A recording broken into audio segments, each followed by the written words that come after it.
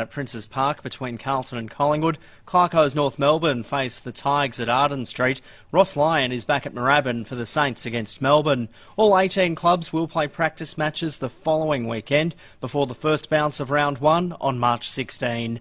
And the Crows and Port Adelaide will both fly out to Perth early this afternoon ahead of their respective practice matches tomorrow night against Fremantle and West Coast. Meantime, Port Adelaide held its season launch last night at Adelaide Oval and inducted 4 players into the club's Hall of Fame: Chad Corns, Roger Delaney, Peter Obst and Rowan Smith, along with the 12 committee members who helped steer the club into the AFL. To soccer, more European Champions League action on again this morning. Manchester City taking on RB Leipzig, while Inter Milan will take on FC Porto. And the Matildas have thrashed Jamaica 3-0 to secure the Cup of Nations in Newcastle. And in some cricket to finish, the Redbacks have gone down to Victoria in their Shield clash by 177 runs.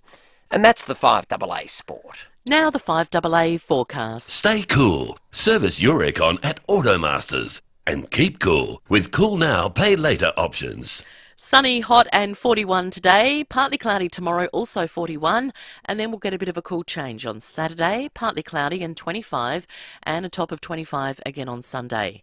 Right now it's 27 degrees. More news as it happens on 5AA. David Penberthy and Will Goodings. 5AA Breakfast. 4 after 6, good morning to you. Welcome to Thursday on 5AA Breakfast. You heard Mel right, 27.5 degrees outside at the moment, and it's barely gone 6 a.m, heading for a top of 41 today and 41 tomorrow. This time yesterday, we were talking about how those tops had drifted below 40, and they got revised up late yesterday. So serious heat is on the way over the course of the next 2 days. We'll be talking about it in depth with the Weather Bureau in about 40 minutes' time. A whole host of other subject matters that we'll go in depth on over the course of the morning today. We're off to the US before 7 o'clock. David Woywad will join us after 7 today. We'll take you through some of the big stories of the morning, including the federal government's plan for universal childcare. And we'll talk too about a rock collaboration that's been many decades in the making. Then a little bit later in the morning, we'll check in with the SES. A whole heap of trees that are already down across Adelaide as a result of the hot weather. You can only imagine what that's going to look like over the next 48 hours. And also Sean Pine, the Pine Man, who inspired our discussion, I think, about the savoury slice and led to yesterday's gourmet feast after 8:30, will be on the program. His job for his sins is travelling around the country trying pies. David Penberthy, the ever-jealous David Penberthy, good morning to you. Good morning, Will. Good morning, listeners. I've got to say, though, the idea of eating a meat pie today... Doesn't feel... It's not meat pie weather, you're right. It is not meat pie weather at all. I think, I'm almost always up for a pie, but there's a certain point, temperature-wise, at which the pie becomes the wrong thing to eat. It needs to be really hot.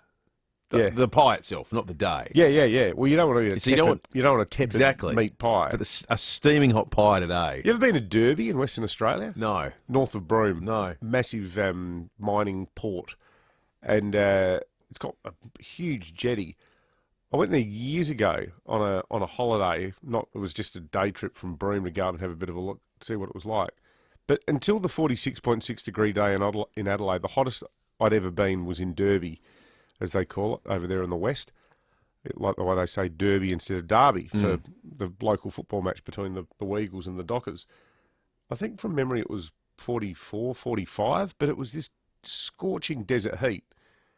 And my ex-wife and I got there, we're driving this crappy little car because we had no money at the time. And the only place that was still open for food was the local bakery. And the only thing they had left was a chili pie. And I was so hungry, I went, yeah, all right, I'll have that. But the pie, the chili they'd used, it was like that dried pepperoncini chili that the Italians use, the one that's all seeds. Yeah, it was fantastic. But it was so hot. And I just thinking, this is the worst thing I've ever eaten in this sort of weather. So it's more banh mi weather. If you're going to eat some sort of sandwich, okay, that's what I'd go. Yeah, something like banh mi doesn't need to be steaming hot. No, most of it can be sort of normal temperature. Well, it's got cooling things in it, like the carrot is cooling. Yeah. Think of the trees. Mentioned that just a moment ago. 13 reports of trees down in the hills in the mid-north since 6 p.m. The Ties are reporting. We can make it 14. Goodwood Road, Door Park this morning. There are lane restrictions in place on Goodwood Road at Ava Avenue for for urgent electrical works after a tree fell across power lines. City-bound traffic is down to 2 lanes. Southbound traffic is down to 1 lane. Must have been a fairly big tree. But Yeah, they suffer in the heat. They do. If they don't get regular water, they give themselves a bit of a leg up by just going, all right, I'll drop this branch, and that's 20% less weight and 20% less water that I'm going to need. So it's sort of like a self-preservation thing. But it's I think I mentioned the other day when we had that northerly wind a couple of weeks ago. There was a tree that totally took out a car on Peacock Road. Yes, not a good day to be parking under a tree. Getting a bit of pie-related feedback already on the Duttons text line.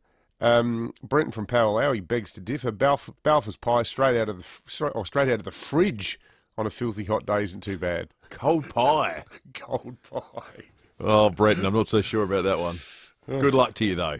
We've got a big day here in Adelaide politically. Prime Minister of Australia, Anthony Albanese, is going to be here later on with some news, apparently, about the subs. He's speaking of this. I'm actually going to this event. There's an excerpt of what he's going to talk about today's speech in the Times has reported on this morning. This is the Advertisers Building a Bigger Future campaign that the editor, Gemma Jones, has been running for the last year or so, asking some, I think, good and provocative questions about whether Adelaide needs more people.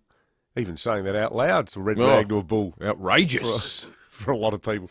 Or are we just going to be an economy where we get older and older and older, and all the revenue we generate largely comes by selling each other, cafe lattes? Yeah, that's the latte economy. That's what Melbourne's trying to do. I'll be interested in what you say about it, because, the written word always carries more weight than the spoken word. When it's written down, you read a quote. It's always heavier than a quote you hear out loud. But the tenor of what the Prime Minister's going to say today, with the bit of the speech they've given to the Tiser about the subs, doesn't sound like in any way that this federal government is pulling back from the former government's commitments to both South Australia and the overall nuclear submarine program. Yeah, they are in lockstep, our two major parties, on this stuff, which bodes particularly well for South Australia. But I think strategically it's so interesting. It's so interesting they've been able to be both brought to the table and have almost complete agreement about the substance of both the AUKUS relationship and indeed the controversial nuclear submarines component. It's not controversial amongst the major parties. No, which just makes me fascinated about what they've been told intelligence-wise, what defence people tell them, what the US and the UK have told them at the briefings around all of this, for them both to be completely agreed. There's been no politics about this, which makes it stand out a bit at the moment. Probably not since Abbott was Prime Minister, where there was a lot of debate about which direction the country was going to go in, and even up to the tail end of the Morrison era about the maintenance, who was going to get the contract. Was it going to be Western Australia or South Australia, where it's now us? So we're in a good position. Huge program. The Prime Minister talking about the manner in which, by its very nature, it'll advance the economy. It'll make the South Australian economy more complex. It'll make it require more skilled workers. This is the higher form of engineering. The continued presence of the massive Chinese embassy in Joslin suggests that... It feels like it was a good investment by them then. They certainly believe that the federal government's going to build the subs here. Yeah, that's right. That's why they've got 148 people there processing student visas. And I did inverted commas in that. You can watch all the exciting hand gestures we use on the Foodland live stream, where you can also see one of the more spectacular fashion clashes in... my goodness. 5AA breakfast radio history. Really today. Is. Will and I have come in, well, I don't know what we're dressed as. I've got this sort of Saint-Tropez. We've gone stripes today. Not just stripes, we've gone horizontal stripes. Horizontal stripes. Which probably makes us look a bit fat. Isn't that what they say? Well, there's no fashion. Vertical stripes. Slimming. But horizontal ones make you look a bit more portly. Yeah. Should have really thought. I think our colour clash is so sort of garish that no one's going to care about how we look. It's sort of more... You got a bit... Is that Polo Ralph Lauren, that shirt? Yes. Yeah, right. Well, la-di-da. Yeah, how about that? I thought I'd dress up for once. Well, yeah, you did go to a private school. Black is slimming, says Lucy. Did go to a private school. The text line number... You know those guys who... The sort of guys who drink at the Earl of Aberdeen with the polo shirt, with the collar up, and the giant horse on them? I just see those shirts and go, oh, yeah. Yeah. Spooner. Never been a big collar guy. Where's your Porsche Cayenne Turbo parked? Thanks to Dutton's 3 dealerships and 10 franchises in the Adelaide Hills and Murray Bridge. Dutton's easy to do business with. Good text coming through at the moment. Adam in Heathfield says, my son is playing college volleyball finals this week in Canada. A balmy minus 35. Thankfully, nice. Obviously it's not beach volleyball. Mark in Power Hill says, no hot food today. Maybe a ham salad or a banh mi would be nice. Even toast is too hot this morning. Yeah. Sign of the times. 13 after 6. We're going to take a break. News headlines next. I'm Kathy Nagel, Chief Executive of Western Hospital Henley Beach. Chronic diseases may cause heart and vascular conditions that, left untreated, can cost you your life. Western Hospital offers a wide range of cardiology and vascular interventions which may prevent disease and could help prolong your life. Interventions range from cardiovascular health checks to diagnostic interventions like angiogram and stenting. For more information, visit westernhospital.com.au or phone 8159 1200 to arrange a referral. Will retirement living suit you? Get a sneak peek of the lifestyle you can enjoy at FIVEAA's free open home events across Adelaide from the 28th of February to the 2nd of March. Come along with family and friends to explore our communities and find out why many residents say they wish they made the move sooner. You can inspect our display homes, discover our social activities and chat with our friendly team. Take the first step and search FIVEAA Open Home today. RSVP is essential and COVID-safe practices apply. Gliderol has manufactured and installed garage doors in SA since 1974, and their commitment to quality is as strong as ever. If it's time for a new look for your home or to upgrade, do it now. Order a new roller door, sectional door or customer designer door with operator by the 28th of February and receive an extended operator warranty plus 2 bonus handsets. Call for a free measure and quote and helpful advice. Visit gliderol.com.au today. Retail customers only, T's and C's apply. The numbers are in and the LDV Deliver 9 just keeps delivering. The Deliver 9 was the best-selling large van in Australia in 2022. In fact, drive.com.au called the LDV Deliver 9 terrific value for money. From just $43,990 drive away for ABN holders, the Deliver 9 has the features you need to keep your business moving. Test drive one today to see why it's Australia's best-selling large van. LDV, bring it on. Based on VFAX Heavy Commercial as at December 2022. T's and C's and exclusions at ldvautomotive.com.au. 9 News is made in Adelaide for Adelaide. And has been since 1959. I'm Kate Collins. And I'm Brenton Raglas. Join us for 9 News tonight at 6. David Penberthy and Will Goodings. This is 5AA Breakfast. 15 minutes after 6, we're being admonished on the Foodland Supermarkets Facebook and YouTube live stream for our first error of the morning. Albeit, I think this is one we can comfortably say we're outside of our comfort zone. In the world of fashion, apparently they're called hoops if they're horizontal stripes. Hoops. Apparently, they're hoops, not stripes. Like basketball hoops. I mean, I would argue mine are more hoops. I'm not sure yours. Oh no, yours connect. I was going to say a hoop. I would have thought needs to be a one continuous line. I'm not going to fight this fight. No, it's just not worth it on a 41-degree day. What we don't know about fashion isn't worth knowing. Hey, Rob has given us we love novelty indexes here as per the Snow-Pea Index. This is a good one. Rob is positing the meat pie index. It's got to be hot, but as a truck driver in the past, it can't be too hot that when you bite into it, you burn your tongue and veer off the road. I call it trucky hot. Trucky hot. Trucky hot. That's what you want. Although someone said to me, I'm giving you a pie that's trucky hot, I'd assume it's a test of manhood. Yeah, well, yeah. You know what I mean? Yeah. Not like about safe driving. Can you eat this whilst driving a 48 and not wheeler, cry? Along the Hume Highway, where you got to be in Yass by 10 a.m. or you'll get sacked. All right, let's talk news headlines on this Thursday, the 23rd of February. 29 Australian species have been saved from becoming extinct. 15 mammals, 4 frogs, 8 birds, a reptile and a fish are no longer listed as threatened. Feels like good. It should be the beginning of a rhyme or something. Yeah, they're going to put them in an ark or something? Yeah, I think there has been a form of modern ark. They include we got any detail on these? We got the humpback whale. Oh, that's good. Going to need a bigger ark to fit that in. The cassowary, they're the ones with the big... Yeah, they kill people. Cassowary, isn't it? Cassowary with the big claw on the toe. Yes, one of Australia's 2 large flightless birds. It's the tropical cousin of the emu. They're no longer. The cassowary only got killed in Florida, didn't he? A couple of years ago. Oh, is that bloke right? in America. Yeah, they have killed people. And the Murray cod is no longer on the cusp of becoming extinct. Seriously?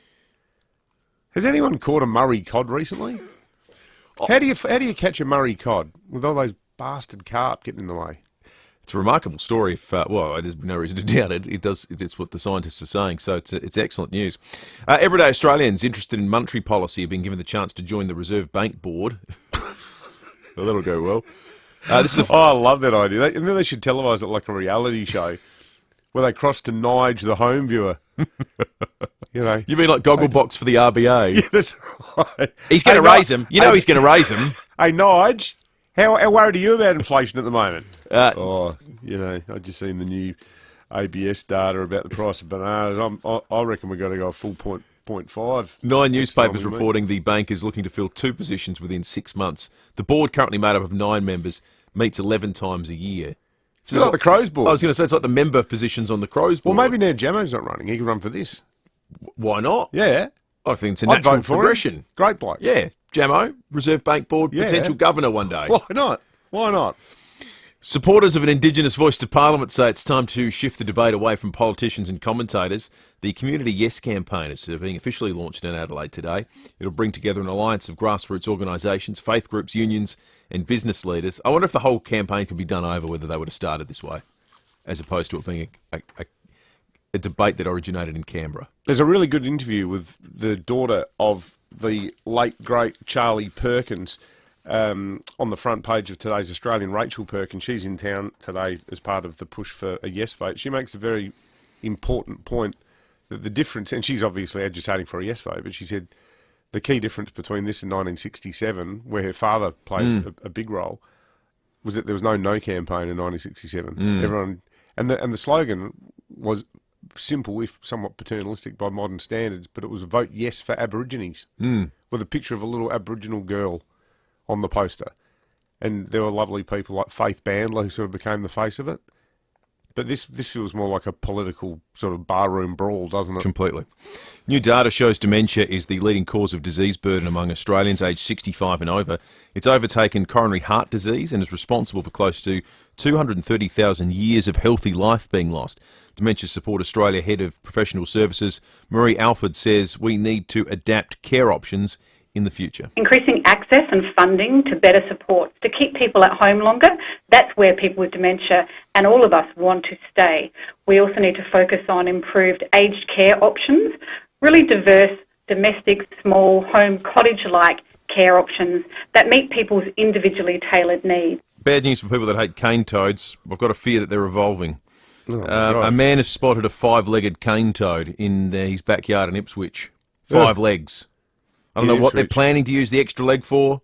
Sure he wasn't just stoned off his melon, living in Ipswich. No. This has been independently verified. A 5-legged cane toad? The extra limbs believed to be caused by a mutation in the toad's embryo. Don't let this thing breed. You know what I did last night? I started watching The Last of Us. Yes. I'm never going to look at my mushrooms in the fridge the same way again. It's pretty grim, isn't it? My God. That's the opposite of a fun guy to be with. What a film though! What a series! You'll be delighted to know that scientists have come out and said the fungi premise of the show isn't real, as in it's not achievable. It sounded very achievable. The way it starts with that excellent 1960s chat show. Yeah, it's fantastic. But there's so many things in nature that creep you out. Like have you ever seen that thing of the snail that gets its body taken over by a parasite? Yes. Horrible. No thanks. That's the stuff of nightmares. All right, let's talk about the weather. I'm sure for some people today's weather forecast will be the stuff of nightmares. Top of 41 today and indeed tomorrow. There's no way to talk about the days independent of one another. They're both hot. The minimum overnight low is 26. So if you woke up, if your alarm went off at 6 a.m. this morning, it was 27.5, and it's not going to get much lower than that for the next 24 hours. I'm actually wearing my board shorts today. You're going you're going straight home to the pool. Sponsored by Billabong. That was magnificent. The good news is you have to get your swimming done by Saturday, because it will drop away substantially on Saturday. A maximum of 25, then possibly up to 2 mils of rain, and mild again for Sunday and 25. But I suspect we'll be more than happy for that change to come through when it does. Tom Wren's in the studio. We're always happy for him to blow through when he does. Gliderol Garage Doors, adding strength, safety and style to South Australian homes for over 40 years. Gliderol.com.au. Morning, Will. Morning, David. Boys, we have suspected that there's been a few issues going on with selection over in India for a while, and I think this one probably just sums it up. Ashton Agar, originally in the squad as the spinner, doesn't play in the first test, and everyone goes, okay, whatever. Then they fly over Todd Murphy. He plays ahead of him. Then they fly over Matt Kerneman, who plays ahead of him, and now they're flying Ashton Agar home, who's fully fit. Why'd they take him? Exactly. And didn't they take who was the guy they took over that was expecting a child? Swepson, who then came home. I mean, I've been through this recently, and generally speaking, once you get to the few weeks to go mark, you know it's happening. You can start to plan around it. Yeah. Like generally, it's 9 months. That tends to be the case. It feels a bit like policy on the run with the selectors at the moment, doesn't it? And if you're Ashton Agar, headless chooks. Well, if you're Ashton Agar flying home, you're thinking, where am I? Didn't he play in the Sydney Test? And he played in the Sydney Test, the final test of the Australian summer. What was his score in that amazing test against England away? 98. That's right. That kind of was his. Poor bloke. Remember, when he came in at number 11 and made 98 and was unbelievable. I think he batted with Philip Hughes from memory. And for the final wicket, I think you're right. potentially.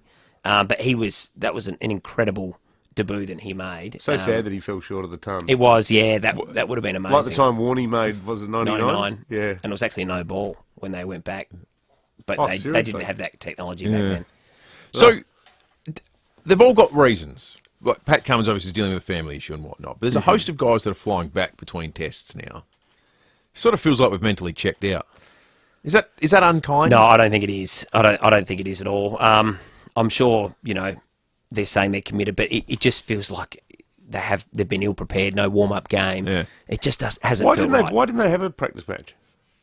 Again, great question. I think the schedules are so tight now, with Big Bash and Australian summer and everything else. Now Andrew McDonald says the coach, that's don't you reckon no the reason why problem, they're losing is that it's now not true to say Test cricket is the ultimate, because it might be sort of billed as the ultimate test. That's why it's called a test. But it feels like it has to be sort of fiddled with, juggled around with all of the other cricket commitments. And because often make more money. That's right. Like the IPL, dwarfs it for money. Thankfully, Virat Kohli has been a real champion of Test cricket, which has helped, I think, keep it alive. But if we get the next Indian generation saying, don't really care, we're in real trouble.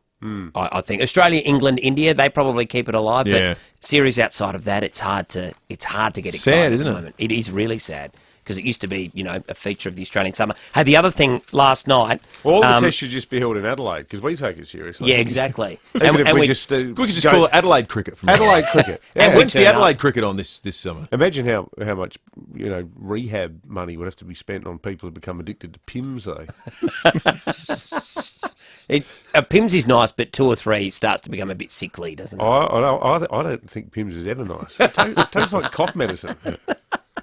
What about last night, Port Adelaide's season launch?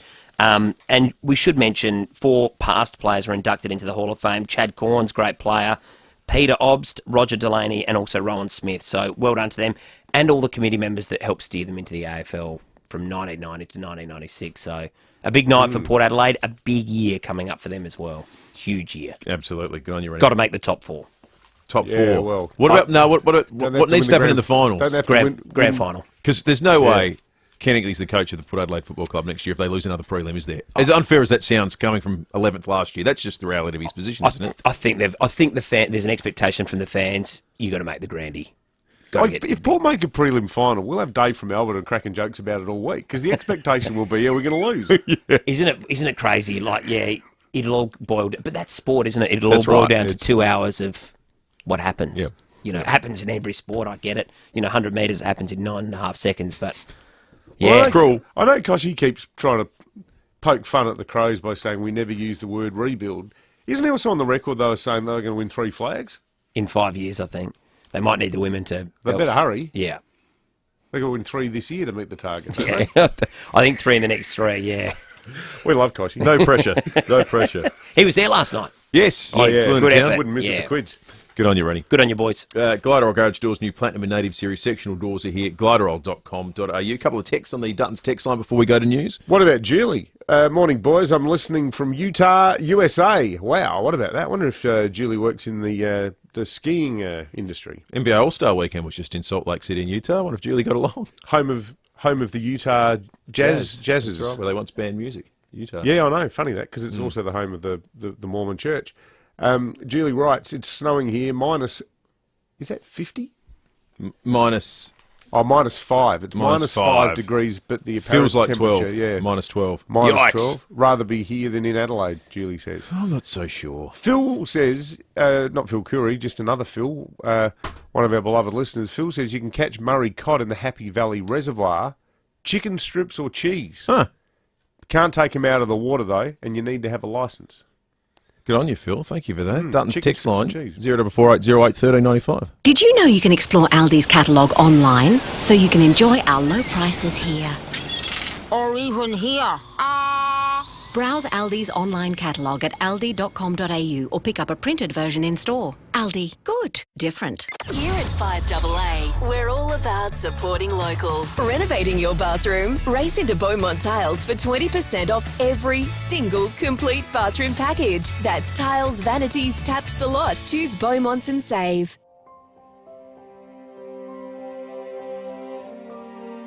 As the K's tick over in your car, it's good to know Toyota will help make sure it never misses a beat. Year after year, K after K after K. With Toyota Genuine Service, the feeling never fades. Oh, what a feeling, Toyota. If you're outgrowing your home, it could be time to select a granny flat. At Selector Homes, we've been building transportable granny flats for over 25 years. And now we can build them on a slab, which means your whole home and new granny flat are on the same level. No stairs and seamless living. Also, we can build to the perimeter of your block, saving you space. Fixed price, no hidden costs. Walk through the Haven Granny Flat at the Selector Homes Display Village, Port Wakefield Road, Burton.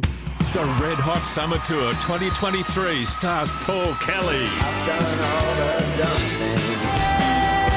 Bernard Fanning, and Missy Higgins. It's an unprecedented lineup of Aussie music icons, including Mark Seymour, Vicar and Linda, Ian Moss and Troy Cassadaly. At the magnificent Kent Reserve, Victor Harbour, Saturday, March 11. Get your tickets now from redhotsummertour.com.au. 5AA Breakfast is streaming live right now. To watch, simply head online to 5AA Facebook or search 5AA on YouTube. This is Adelaide's 5AA. Sunny and 41 today with the 6:30 news. I'm Mel Usher. Physio Extra hands-on physio at 6 locations. Even more convenient now with online bookings at physioextra.com. The worst of South Australia's heatwave is upon us. A top of 41 is forecast in Adelaide over the next 2 days. It has the CFS on red alert with total fire bans in parts of the state, including the Mount Lofty Ranges. The SES is urging people to look out for falling heat-stressed trees. Everyday Australians interested in monetary policy are being given the chance to join the Reserve Bank Board for the first time in its history. The bank is looking to fill 2 positions within 6 months. The board is made up of 9 members and meets 11 times a year. The push for an Indigenous voice to Parliament will be officially launched at an event in Adelaide today. A new campaign logo is being rolled out and workshops are being held about how to spread a pro-voice message. Yes Alliance Director Dean Parkin says it's about shifting the conversation away from politicians and towards local communities. We would expect around sort of 400 to 500 people turning up, coming with an immense amount of goodwill, coming with a bit of excitement and saying it's time. We put it back to the people and we're just really excited to be part of it. An Australian professor remains hostage in Papua New Guinea following the release of a local female researcher. The armed group who captured the team are demanding a ransom. PNG's Prime Minister has told the kidnappers there is space for forgiveness if they are released. New Caledonian officials have released photos of the shark they believe killed an Australian man. Gabrielle Boyle has the story. It was captured near the spot at Noumea Beach where the 59-year-old was swimming on Sunday before the fatal attack.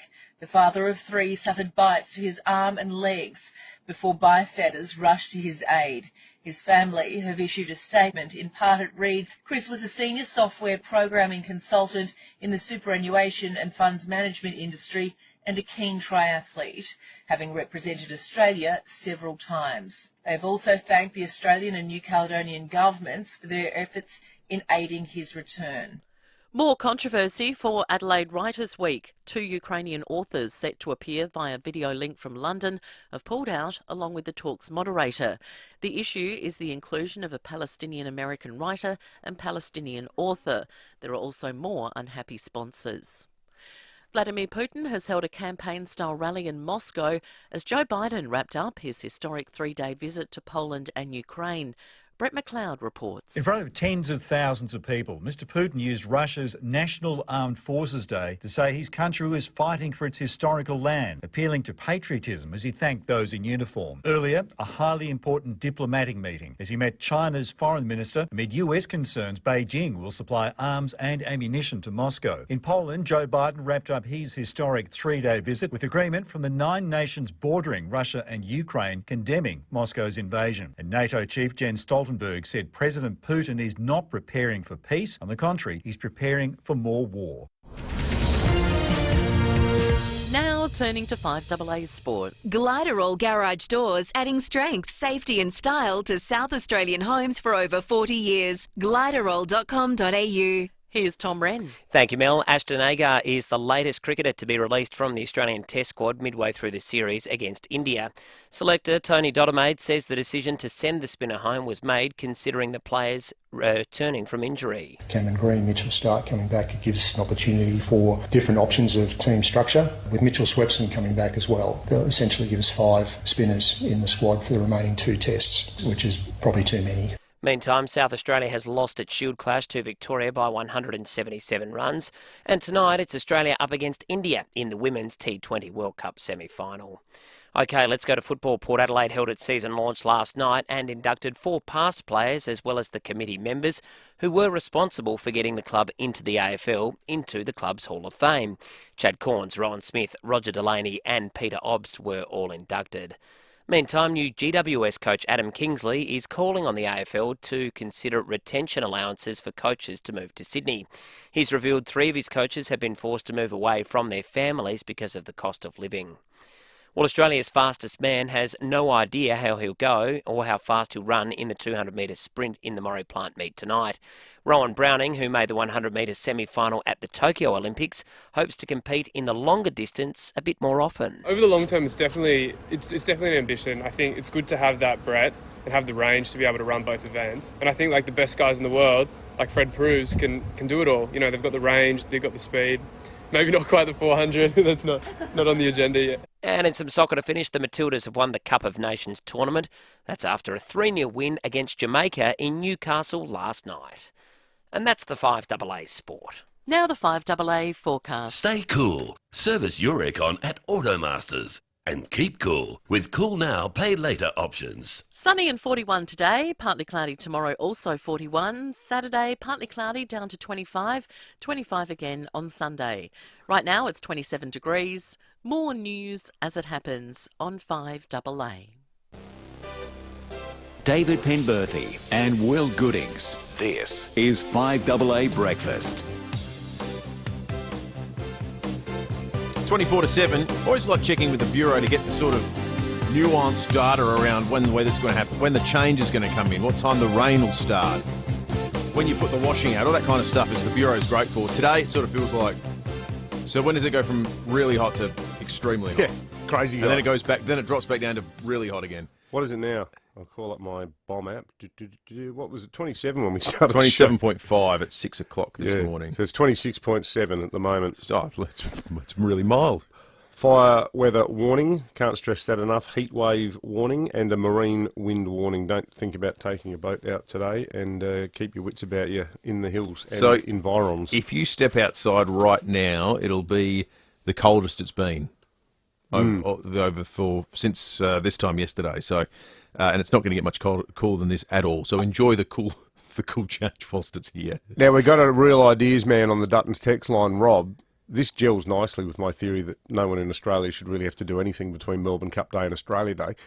Rob says, can we take this apparent temperature concept to the next level, i.e. it's 5, but it feels like 2? The next logical step is, boss, I know that it's Thursday, but it feels like it's Saturday, so I won't be in today. Oh, Rob. The apparent day. Oh, the apparent day. Yeah. Rob's hit on. I think Rob's come up with a winning idea. I've got to say, maybe it's because of the way we're dressed today, but to me it feels like it's Friday. Yeah, it does a bit. Do we have to do the show tomorrow? I'm not sure our boss believes in apparent days. Well, I'll tell you who do. Sam and Lucy. They've become Friday disappearing act specialists. There's a lot of research being done on the... Sam's off to the Harry Styles concert tomorrow. What is happening? We are too soft. I know. Well, as Luce did point out quite narkily the other day, we do get 7 weeks holiday a year. Yes, we're exhausted. Now, which is less than most people in radio get. I know. You and I are renowned for our work ethic. 4 days, the 4-day working week is something that's the subject of a lot of science at the moment. There's a trial going on even in Australia as we speak about it. Would you take a 20% pay cut in return for working 4 days? Well, have you the academic material around the benefits of the 4-day working week is the output actually increases, which I actually think is pretty easily explained. Well, yeah, I actually worry that if you did do 4 days, would your workload actually go down by 20%? No, the payoff is I work so much better and more efficiently with an extra day off that you won't see a difference. That's the argument. But I tell you where I think it falls down. I reckon if you told everyone who's currently listening right now that next week you've got a 4-day working week and we're going to just check it to see what it does to your productivity, I bet you'll be super productive. In fact, I bet if they followed you for the next 6 months, you'd be super productive. What do 5 years worth of 4-day weeks look like when your approach to the 5-day week and the 4-day week start to look the same? I always wonder about the rigour of this sort of academic analysis about the merits of the 4-day week in terms of how long the observational period is. Yeah. Because everyone's on their best behaviour, surely, because you want it to look good. No one's going, I'm going to prove this can't work. Yeah. As a worker. 20 to 7, the hardworking Sam Daddo is out on the road this morning. Sam, good morning to you. Morning, guys. Expanding on your weather chat just a few moments ago. So we know Adelaide hit a high of 38.7 degrees at 2:45 yesterday afternoon. Looking back to last year, February 2022, the hottest day we had was on the 14th of February. That was a 35.5 degree day. February 2022, we had 10 days above 30 and 0 days in the 40s. The highest overnight temp for 2022 was the 8th of February with 24.3 degrees, and the average temperature for the month is 28.5, but something a bit different. I decided to come to a place that was slightly hotter. I'm currently coming to you from Parafield Airport, which reached a high of 39.4 yesterday afternoon at 4:24, and in a weird stroke of, I don't know, the universe lining up, I'm currently 3 meters away from a plane that I once flew, a Cessna 172. Really? Uniform Sierra Papa, but there you go, that's a sidetrack. Origins of Parafield. The suburb gets its native name from the native para, meaning river or creek, and the English field. Originally family-owned farm, the Commonwealth government bought the land for £17,000 in 1927, and in today's money, that's about $1.5 million. Parafield remained Adelaide's only civil airport until February 1955, when the now Adelaide Airport began operating. Right now at Parafield, 27.4 degrees, going for a top of 41, and the sun's slowly starting to peak up now, but proper sunrise at 6:57 this morning.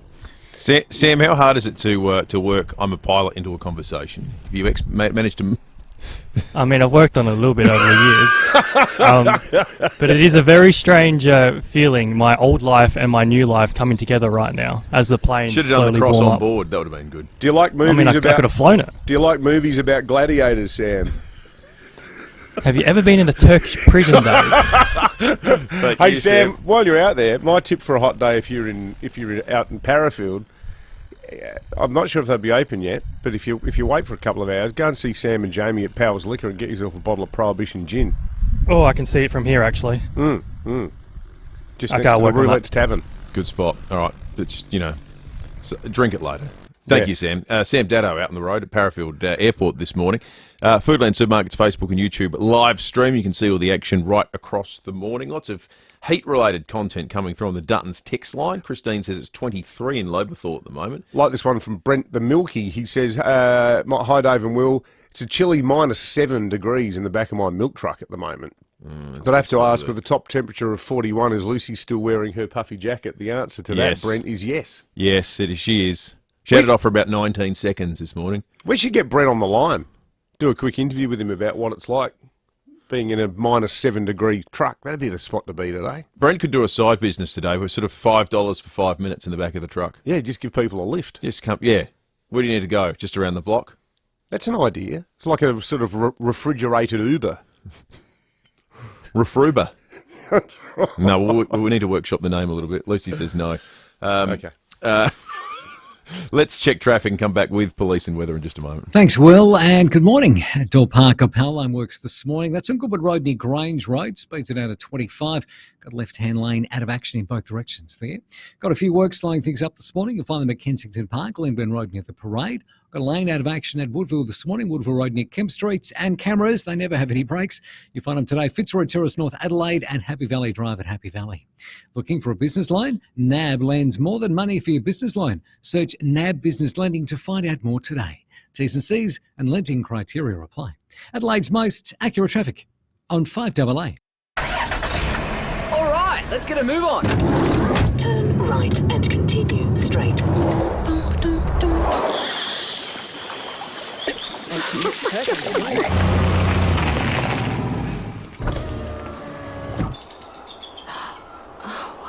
That's beautiful. If this is how road tripping across South Australia sounds, imagine how it feels. Perfect for those who want a little more. South Australia. Rewards wonder. 5AA's Tech Talk with your host, Adelaide Tech Guy Richard Pascoe. Thanks to Harvey Norman Computers. The next evolution in Samsung Galaxy smartphones has finally landed, introducing the Samsung Galaxy S23. We're seeing greater advancements in smartphone cameras. Who doesn't want professional-looking shots? And the S23 is stunning. 50 megapixel brings attention-grabbing epic shots, and nightography lets you capture an epic shot even at night. The Samsung Galaxy S23 screen is dynamic too, an epic bright and adaptive display even outdoors, so you can enjoy it all no matter how bright it gets. Get the new Samsung Galaxy S23 128GB 5G for $0 upfront when you connect to a new Optus $69 a month SIM-only plan for 24 months. Ends March the 6th. Minimum cost $1,656, not available with other offers. In-store only. Cancellation fees. Terms and conditions apply. Check out this great offer at a Harvey Norman store near you. Oh, that's awful news, Jen. What? Jack said the builders hit rock when they were digging your foundations. Oh, that's fine. Really? Must be expensive, all that extra work. Not for us. We're with Rossdale. Their absolute fixed price contract guarantees no builder variations. So only we can change the price. Seriously? That's amazing. Yeah.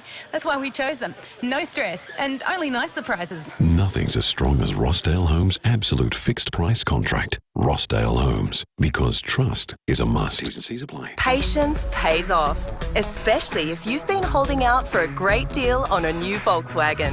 Mawson Lakes Volkswagen is now receiving truckloads of new Volkswagens. Yes, they're coming. And they're available at amazing prices. Remember Mawson Lakes Volkswagen for servicing too, with next day servicing and free loan cars. Get a great deal on Volkswagen now. Don't dilly-dally, dawdle or delay. Mawson Lakes Volkswagen, just a short drive from the city. 9 News is made in Adelaide for Adelaide. And has been since 1959. I'm Kate Collins. And I'm Brenton Raglas. Join us for 9 News tonight at 6.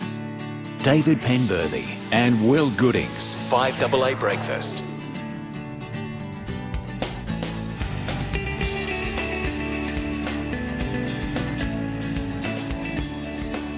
Minutes to 7, police and weather. On the line, let's talk weather first. Simon Timke, senior forecaster at the Bureau, joins us. Simon, so what time of day today will we hit that 41-degree peak, do you think? Oh, look, good morning, guys. I think it'll be a steady increase. We've just had our minimum temperature a few minutes ago drop down to 26.1 degrees at 6:41.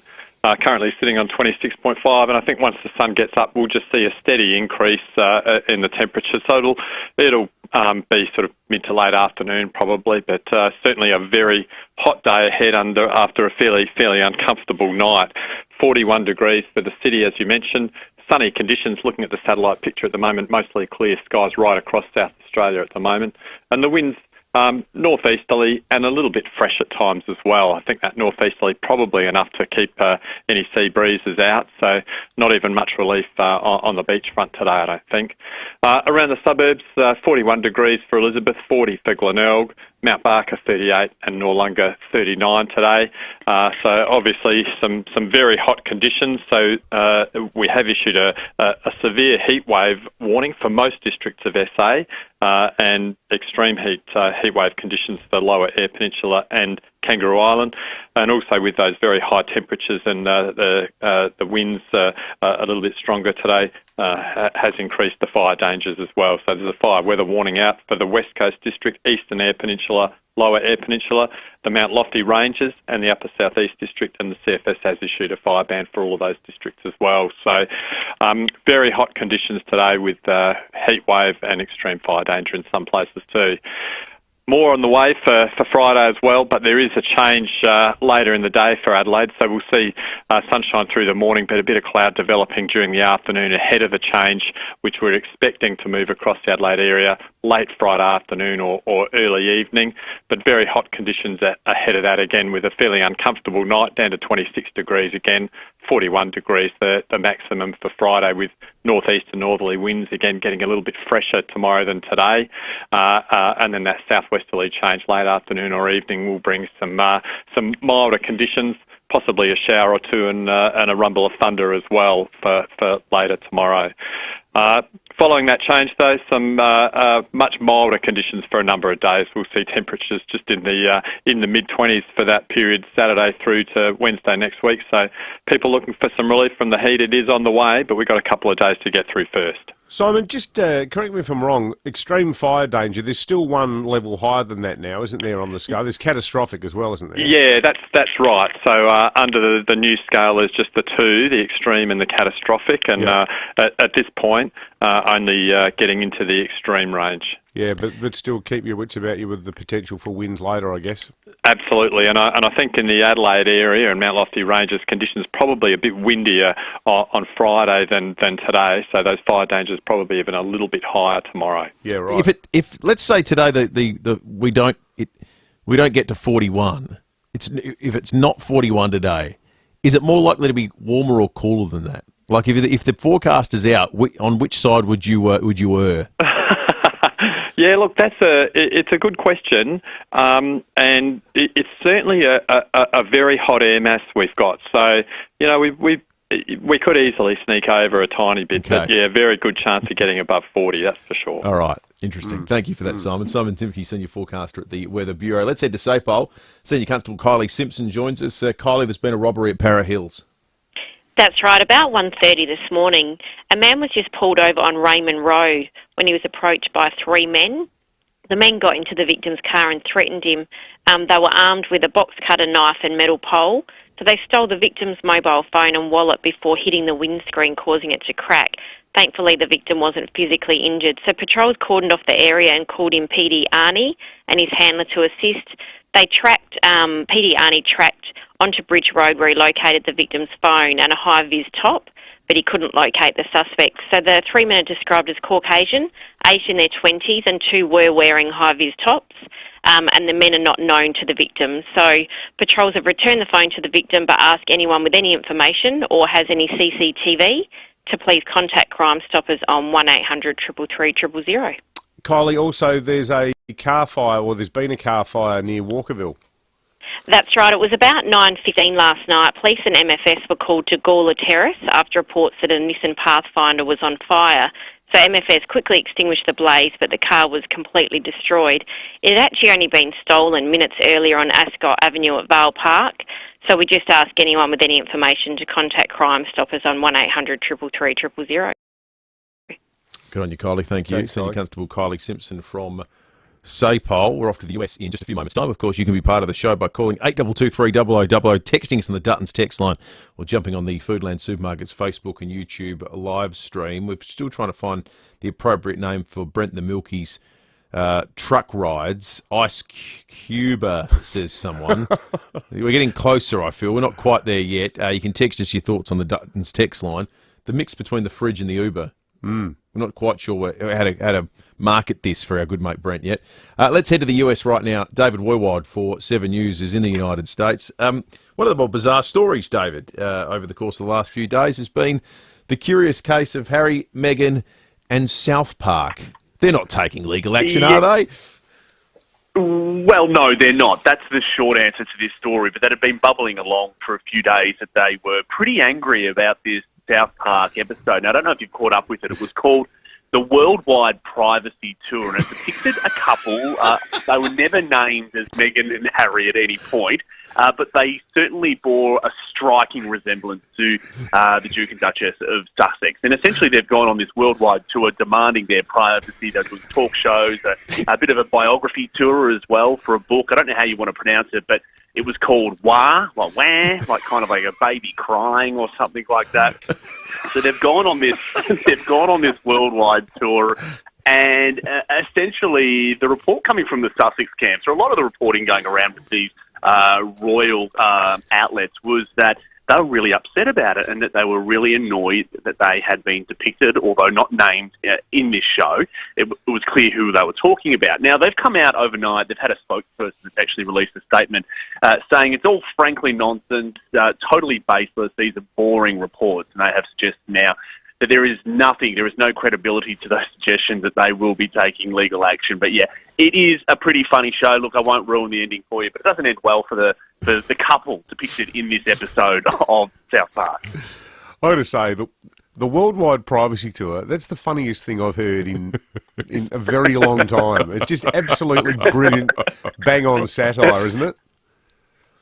It's spot on, and some would say that that's what they have been banging on about. I mean, we just got to look to these multi-million-dollar Netflix, Spotify, and publishing deals that they've used to demand their privacy to the world. So yeah, it's pretty spot on. It's felt from the outside, David, that in the US that's sort of been the hub of support for Harry and Meghan. They've been more stridently criticised in the UK and other places, but in the US they've enjoyed a little bit of popular support. Has that changed? I certainly think that when they first moved over, they certainly had a lot of celebrity support. We saw the interview with Oprah in their Netflix documentary that they put out. They were receiving text messages from Beyonce. There were a lot of people that were really rushing to their aid. Yeah, I think that's fair. But it does appear that after the release of the book, Harry's book Spare, that perhaps some of that is ebbing away a little bit. And that there hasn't been that fawning respect and deference that we sort of saw at the very start of their move to America. Good stuff, David. David Woywide there for 7 News in the US. It's a good sort of case study in how, with just 3 words, you can prick someone's balloon so successfully. Worldwide Privacy Tour. It's a just genius so idea. brilliantly accurate. I know. We just want to be left alone. I like the idea that they were sitting down. Prince Harry tells Netflix for $1.2 billion or whatever it was he got paid. I like the idea that they were just sitting down one night to watch South Park. Do you think they're talking about art? Is that whose two is this? It's quite brutal. It's a brutal form of satire because it's so accurate. Yeah, it's the genius of the way those guys write. I got to say though, I still struggle with the fact that you've got a card-carrying perv like Prince Andrew kicking around the family tree. Yet it's Harry and Meghan who are getting all the attention. But isn't that fuel for the? Isn't that all about bushfires need fuel and? Andrew stays out of the public spotlight. In fact, let me put it this way: he's kept out of the public spotlight. Well, he tried once and it didn't really work. They seek it out at every opportunity. Yeah, I know, and they just keep feeding the beast.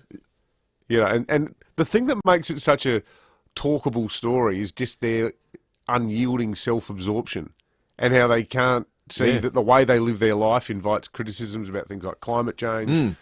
Or just, this is vanishing off into this weird celebrity vortex. But, they're not bad people. I think Andrew is a bad person. Yes. Yeah, that's right. I think he's demonstrably bad. Yes.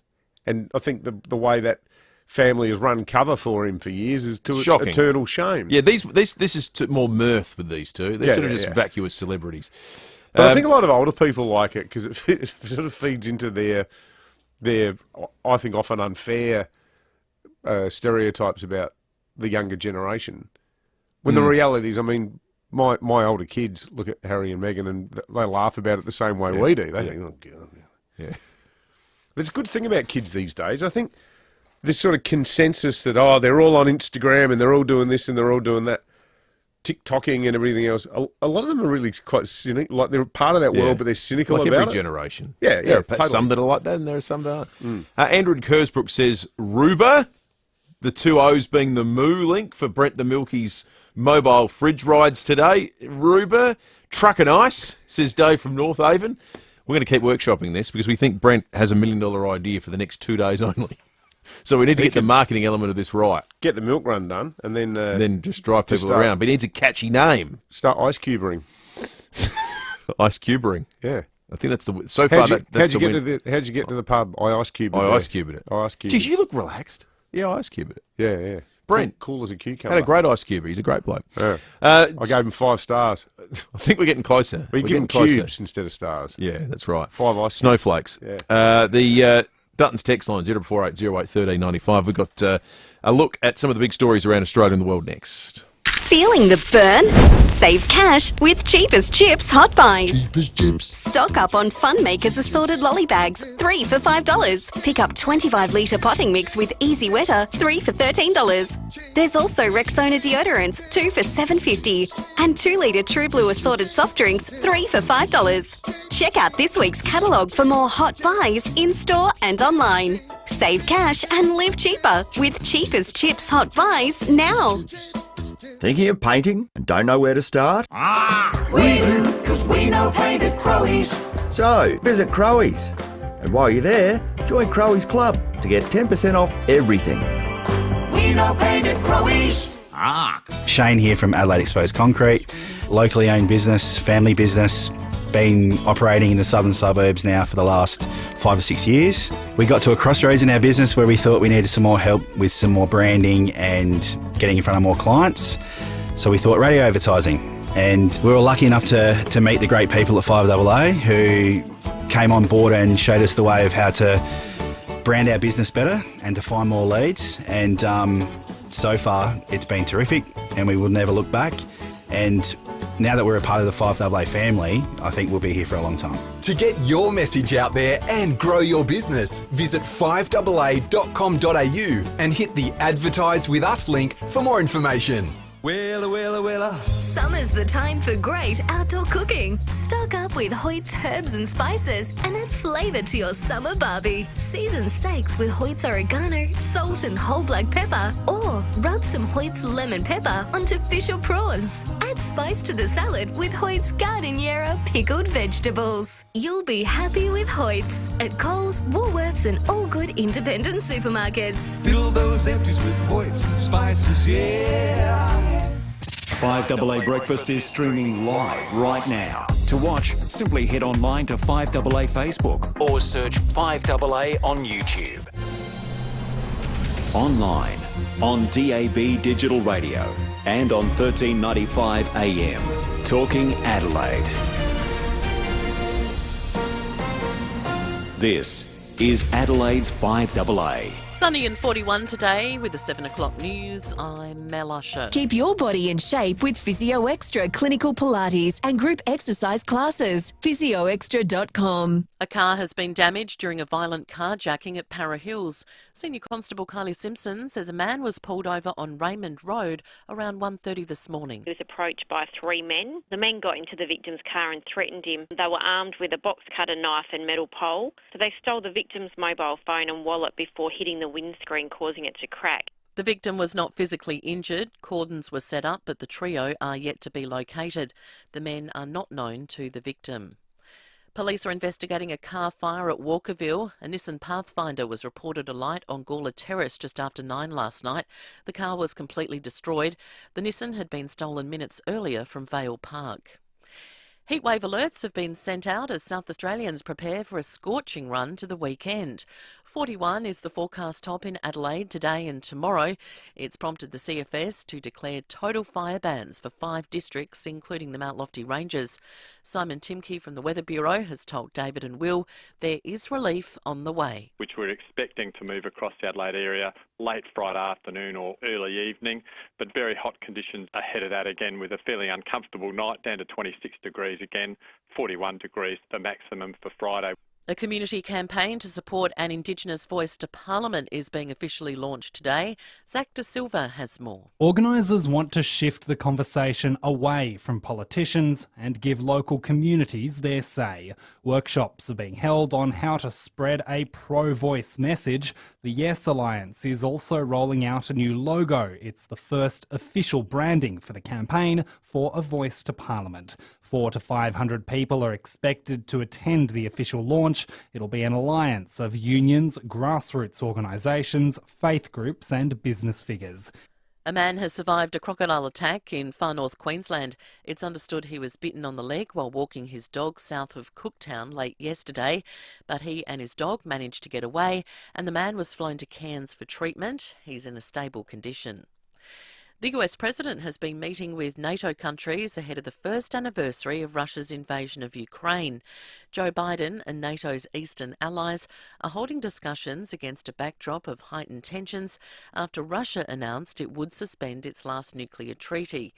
President Biden says it's crucial European security is protected. Commitment of the United States to NATO, I've said it to you many times, I'll say it again, is absolutely clear. We will defend literally every inch of NATO. And would you like olive oil with your latte? That's what Starbucks are offering their customers after one of the big bosses was inspired by the coffee he had in Italy. Now turning to 5AA Sport.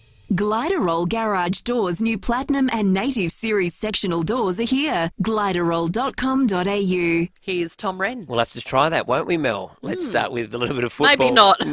Maybe not. Port Adelaide has officially launched its season last night as it looks to bounce back into the finals this year. The Power will fly to Perth today ahead of tomorrow night's practice match against West Coast, while the Crows will also fly out as they prepare to take on Fremantle in their scratch match also tomorrow night. To soccer, the Matildas have retained their Cup of Nations title with a 3-0 thumping of Jamaica in Newcastle. It's the 7th consecutive victory for Australia, having also beaten Spain and the Czech Republic this campaign. Coach Tony Gustafsson says the tournament provided crucial preparation for the upcoming World Cup. And we can't discard that. It wasn't a brilliant game tonight, for example. It wasn't a brilliant first half against Czech Republic. It wasn't a brilliant second half against Spain. But tournament football is about finding a way to win. Meantime, in European Champions League action, Manchester City's now 1-0 up against RB Leipzig about half an hour in, while it's 0-0 between Inter Milan and FC Porto. Let's go to tennis. Novak Djokovic is optimistic he'll be able to compete in 2 tournaments in the US next month. The US vaccine requirement for foreign air travellers is not expected to be lifted in time for the Indian Wells or Miami Open. The world number 1 says he's waiting on an answer from US authorities. I haven't played there for several years, actually, and so I'm looking forward to hopefully a positive decision coming sometime soon, but it's not in my hands. Meantime, a huge result for Australian Chris O'Connell at the Qatar Open, beating 5th seed Roberto Bautista Agut in 3 sets. That means he's now through to the quarterfinals. Fellow Aussie Jason Kubler lost in 3 sets to 2nd seed Felix Auger-Aliassime, while Andy Murray just beat Alexander Zverev, also in 3 sets. And in some cricket to finish, Australia's women will take on India tonight in their T20 World Cup semi-final in Cape Town. And that's the 5AA Sport. Now checking 5AA traffic. Terrain Tamer Parabolic Leaf Springs for a comfortable ride in your 4-wheel drive. TerrainTamer.com. At Torrensville, got a smash on Henley Beach Road near Marion Road. Door Park, power line work continuing Goodwood Road near Grange Road. Speeds out at 25 with a left-hand lane closed in both directions. Work slowing things up today at Kensington Park, Glenburn Road near the Parade down to 25 k's. With Cameras Education Road, Happy Valley, and Fitzroy Terrace at North Adelaide. Lots of small jobs to do. Whether it's patching a wall or reviving a lawn, Bunnings can help you get it done. Small jobs, big change. That's Fix It Feb at Bunnings Warehouse. Adelaide's most accurate traffic. on 5AA. Now the 5AA forecast. Stay cool. Service your aircon at Automasters. And keep cool with Cool Now, Pay Later options. 41 today and sunny, partly cloudy tomorrow, 41. Saturday, partly cloudy, 25. Sunday, also 25. Right now, it's 27 degrees. More news as it happens on 5AA. David Penberthy and Will Goodings. 5AA Breakfast. 7 after 7, we're going to make Brent the Milky a millionaire this morning. Cool runnings, says Justin from Mitcham, could be Brent's business idea. For the next 2 days, he's our resident Milky. He's going to have his milk run done. He's going to have this fridge on wheels that could be used to drive people around. Igloober, I don't mind either, by the way. Igloober. Someone's texted that in on the Dutton's text line without wanting to claim credit. Wadey and Ranella was responsible for the original leading candidate with the ice cuber. I still kind of like 82230000. We want to speak to Brent the Milky. We need to talk to him. We need to talk him through this business idea. What are those people called that invest in founders? Like venture capitalists. Yeah, we've found someone. Yeah, we promise. We get in on the ground floor. Exactly with right. Igloober. Exactly right. The superannuation wars are heating up in Canberra, as we've been speaking about over the course of the week. We heard from some of the key protagonists yesterday. Here's the Treasurer, Jim Chalmers, on with Neil Mitchell on 3AW. Now, the cost of maintaining some of these concessions is going to grow a lot, and we need to make sure we're getting value for money for that. So I raise it deliberately because I am concerned about the cost of these things. I mean, I don't think people considered it to be a major change. Last time there were tweaks of that nature. Tweaks, but you're talking about taxing at a different level, the income on superannuation, and that's not a major change. I wouldn't have thought so, Neil. Depends how you do it. Well, the federal opposition disagrees with that assessment. Here is Peter Dutton. If the Labor Party is changing the rules and taxing your superannuation, why will people invest in super? The changes that they're proposing to superannuation, I think, are going to be detrimental to people's retirement. There's a phenomenon in football called flirting with your form, where you're doing well and just take the foot off the pedal ever so slowly. It feels like this is Labor flirting with their form. 100%. It's also something that, if you think about it in a sort of Frankenstein's monster type way, and I'm certainly not calling the bloke a monster because he's a nice person and we've had him on the show and we get on well, but he said the other day how one-dimensional Peter Dutton often looks. You know, his weakness is that, rightly or wrongly, a lot of swinging voters and small L Liberal voters, the sort of people who all voted teal at the last election, and the 30% of people who in the People's Republic of Burnside voted for the Greens at the election last year, extraordinarily. Dutton looks like the sort of bloke, the only thing that gets him out of bed in the morning with a spring in his step normally involves gay people, black people, or boat people. Now, Jim Chalmers, who seems to have assumed on the basis of having done nothing yet as Treasurer, that he's the smartest guy in the room and he's going to reinvent capitalism, and while he's at it, reinvent the superannuation system. This is pushing federal politics back onto the preferred turf of the Liberals, i.e. the economy and tax. And the simple message, this is your money, tell these people to get stuffed, not only resonates massively, it resonates massively with a lot of people. They might not admit it publicly, but a lot of these people are the sort of people who probably voted Green last year because they thought ScoMo was a halfwit. Yep. And then he was appalling on women, and then he was appalling on climate change. But, the old Keating line, always back a horse called self-interest because it'll come home every time. If you want to alienate people with money, try to take their money off them. It's just stupid. If you're a government at the moment talking money and the next words out of your mouth aren't cost of living, you are mad. Well, you are mad. 100%. Everything at the moment needs to be about people's bottom lines, their budget. What's happening to wages? Wage data came out yesterday. How's this for a statistic to have under your hat?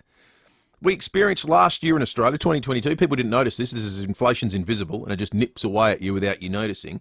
But last year, everyone alive who earns a wage enjoyed the worst drop-off of wealth on record. The real value of wages declined by 4.5% in 2022. You were 4.5% worse off last year. You probably didn't even notice. You probably didn't even notice too, it was the biggest deterioration on record. Hmm. Your wages dropped faster than they ever have. Here's the kicker. Which means if you went $100,000, you actually had $95,000. It's $5,000 in terms less. of your purchasing capacity. Because I'm sure a lot of people would go, well, my wage went up last year.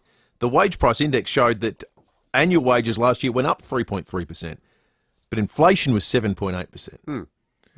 And this is what Philip Lowe would probably point to and say, well, this is why you need to get on top of inflation. Because, yes, it hurts if you're repaying a mortgage, but you were losing anyway, and there's finite amounts of losses we can impose upon you with interest rate increases. It's an infinite amount of loss when it comes to inflation, nipping away at the value of wages. So anyway, that's all going on in the background, and the Federal Treasurer wants to have a conversation about reimagining capitalism. Well, yeah, I think we've had one truly great treasurer of the modern era, and even though this will bristle with some people over his arrogance and the way he sort of, often pulled the wrong rein in a rhetorical sense when the recession we had to have in that. But the guy who just got in and reformed the crap out of this country, got it out of its sclerotic sort of Menzian protectionist past, was PJ Keating. Floated the dollar. He wasn't writing deregulated. He wasn't writing wanky essays for left liberal journals about, here's my 10 thoughts about the nature of capitalism. He just got on with it and made the country a modern economy. And it reeks of unjustified hubris for Chalmers to be doing this. Andrew in Blackwood's texted us on the Duttons text line. He says, Federal Labor have lost me. I've been working hard for 30 years to build a retirement nest egg, and this guy swans in, holds a black cloud over my retirement. So not happy, Jan. Let us know your thoughts, folks. Be really interested to hear from people that are on the cusp of retirement. 8223 0000. You can text us on the Duttons text line as well. You don't just have to be in that cohort. You might have views and be outside it. We'd love to hear them. I want to talk a little bit about music because there's a collaboration that it's been a long time in the making, albeit it has precedent. Paul McCartney's agreed to play on the Rolling Stones' new album that's set to come out. Seriously? He's playing bass on one of the tracks on the new album. There's been murmurs and whispers around this for a little while now. There was, in fact, a suggestion that Ringo Starr was going to be playing on this album as well. Obviously, with Charlie no longer being with us. That is exactly the reason. It's the first album since Charlie Watts died in 2021. I say this is there is precedent, despite there always being this war of words between the Beatles and the Stones, because, of course, the Stones' first hit was written by McCartney and Lennon. I wanna be your lover, baby. I wanna be your man. I wanna be your lover, baby. I wanna be your man. Tell me that you love me, baby. Tell me you understand. Tell me that you love me. There's always been this fun jibing at one another in the press between the Stones and the Beatles, who was bigger, and Mick Jagger said, I think Paul McCartney said, well, no, it's not really a contest. He compared some other much lesser band to be honest, they're basically a bit like the Rolling Stones. And the Stones have said, you've got to be kidding me. We're well and truly out of the Beatles class. But the reality of it was, there's a great feature in Rolling Stone did, where they said Mick Jagger turned up all the time at Beatles recording sessions. They got on famously. He was there for the mixing of Revolver, your favourite Beatles album. I love that record. And he was there when they recorded the orchestral section of A Day in the Life. He's sort of been around the mark. So it seems like whilst it was characterised as this sort of red hot war between the two groups, there was kind of a bit of affection there. They were probably seen as very different though. Like in a behavioural sense, I think parents at the time were probably more worried about their daughters being Stones fans than Beatles fans, because the Stones seemed a lot looser behaviourally. My parents used to always argue around who. Dad was a big Beatles fan and Mum was the Stones fan. It was always a debate. Yeah. Never got resolved. I love them both. But yeah. It's hard to split them though. Like if you're right. I see them as such separate entities. It feels weird to compare them beyond there being both massive. Yeah, that's right. But if someone said you can take, you've got 10 records you can take on a desert island, but you've got to choose between Let It Bleed by the Rolling Stones and Abbey Road by the Beatles, I'd be up all night going, oh... Not fair. Brent the Milky is on the line. Brent texted us a little bit earlier. He has $1 million idea on wheels. Well, we think he does anyway. Brent, good morning to you. I'm not sure if you're aware of the conversation that's been going on in your absence. Morning, guys. How are you, Brent? We got you there, mate. Hang on, I've got to get you on speaker. All Hello. right. How we doing? You're doing the milk run at the moment. Yes, yes. Hey, Just so up in Petrie Plaza at the moment. beautiful. Are you across the concept that we're trying to gain traction for this morning? I've seen a couple in and out of the truck. Yeah. Okay, so when does the milk run end? This morning, Yeah. about 8:30 at Mawson Lake. 8:30. So presumably 8:30 at Mawson Lakes through until 6 p.m. tonight. You could use the truck as a mobile fridge to. Absolutely. It's beautiful in the back of the truck. Okay. 9 to 7. How many people can you fit in the back of the truck at one time? I reckon you'll get at least 40 in there. 40. Okay, we might need to broaden out this idea. It's maybe less Uber than it is a party on wheels.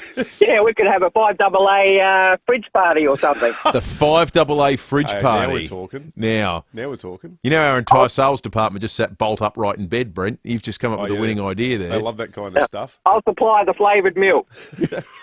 Well, we know the Fluorio milk guys, Clay and the rest of the gang. We can have a chat to them. What's the temperature in the back of the van, Brent? In the fridge box. Yeah. Yeah, -7 at the moment. -7. Nice. Yeah. How much time do you spend in there, Brent, on your average morning? I know, probably 5 minutes at a time at each delivery, I suppose. Oh. And then if I need to cool off, like I might just stay in there and pick the next order or something, so 10, 15 minutes. What sort of truck are you driving, mate? It's like a Mitsubishi Fuso cab truck, and then I've got like a, 18-foot box on the back of it, all fully insulated. Does the hot weather affect it at all? Like, do you ever get worried that the car itself might, get the staggers with the heat being what it is today? No, this truck's awesome. Yeah, right. It's a fantastic truck. So the fridge, though, doesn't like sitting, like at traffic light, not sucking in any air sort of thing. Yeah, right, yeah. Yeah. So 40 people. Okay, so 40 people at a time. Let's say it's, what would you charge a ride? $5 a ride? Make $200 for a trip? Maybe it's a 10-minute trip? Yeah, we've got to think about inflation too, fellas. So, Okay, you want to go $10 a trip. Okay. Yeah. So let's say $10 a trip, $400 a ride. You can do 6 an hour, so $2,500 an hour. That's a pretty reasonable return, I would have thought, for the next 2 days, Brent. Yeah, I know. I wouldn't have to sell milk. Hang on. Where's home, mate? You northern suburbs guy? Is that where you do your milk run? No, I'm from Woodville, and our depot, it's a satellite depot out at Cabin. Yeah. So the main milk producing place is down at Edwardstown, just off of South Road there. Oh, mate, you got pretty much the whole city covered then. Yeah, well, Tuesdays and Thursdays I sort of do around from, say, Hope Valley, Para Hills, down to Mawson Lakes, all through around there. And Monday, Wednesday, Fridays I do the beautiful Barossa. Hey, Brett, the last thing we need you to do is pick the business name, because we figured some play on Uber with ice would be good, and we've got a couple of names in the running here. Ice Cuba being one of them. Ice Cuba. Cool Runnings, Justin, and Igloober. From another. Which one do you like the best? Oh, I reckon Cool Runnings is winning at the moment. That sounds pretty good. Cool Runnings it is, Brent. That used to get the business started, and you can retire by the weekend. Good on you, mate. Thanks for talking to us. No, thank you for your time. Good on you, Brent. What a legend. What an absolute I tell you legend. what, 40 people in the back of a milk truck sounds like something I saw back in Mexico. 21 after 7. I'm going to check traffic and come back with more, including sport, in just a moment. Thanks, Will. At Torrensville, got a smash Henley Beach Road near Marion Road. Door Park, Powerline works on Goodwood Road near Grange Road. Got speeds down to 25 at the moment. Findon, got urgent works happening there at the moment too. Findon Road near Grange Road. And we've got works at Henley Beach South, Seaview Road near Ozone Street. Cameras, Sheriff's Road, Montfort Vale, and Walkerville Terrace at Gilberton. Forgot a special occasion? OTR has everything from flowers to chocolates, and they're open 24/7. All your gifting needs sorted. What you need, when you need it. OTR. Adelaide's most accurate traffic on 5AA. 5AA Mornings with Matthew Pantelis. At the last state election, the ALP ran a campaign on ambulance ramping. It featured Ash the Ambo complaining about ramping. Well, Ash is back. Well, not her as such, but a Liberal ad of the same style. Weekday mornings from 9. Chris Picton, Health Minister. This is a ridiculous ad. Ramping has clearly worsened over the last 11 months. On 13.95, Adelaide's 5AA. Get your home lottery tickets by midnight tomorrow, and you could be adding $100,000 to your bank balance. 10 lucky winners will be getting the ultimate 100k payday just for getting their tickets early. Over 50% of tickets have already been sold, so get your tickets by midnight tomorrow for your chance to win big. To see full lottery details and get your tickets, visit homelottery.com.au.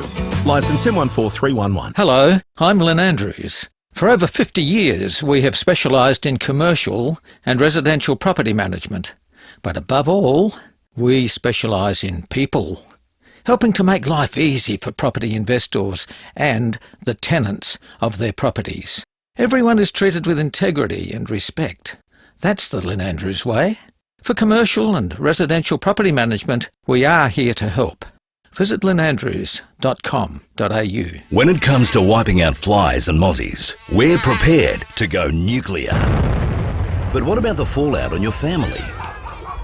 Ecomist is a natural insect killer. It uses natural pyrethrins to be an effective and ecological insect control product.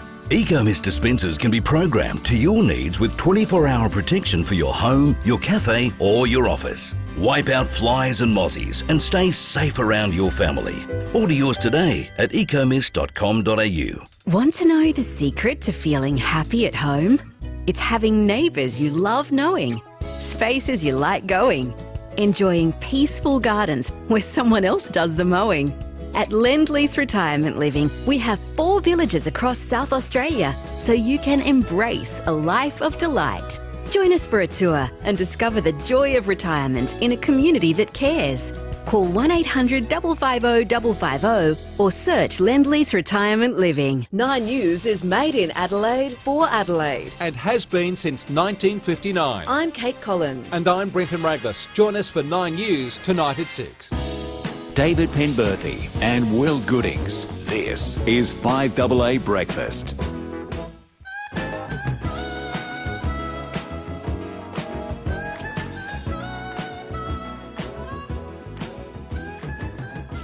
"24 minutes after 7, the Adelaide Comedy Gala is back at the Adelaide Fringe this year at the Arkabar Hotel. It's an important event because, well, it's fun, but the other thing is that these artists, these comedians, donate their time to raise funds and awareness for the Sammy D Foundation. And Bridget Koenig from the Sammy D Foundation joins us on 5AA Breakfast now.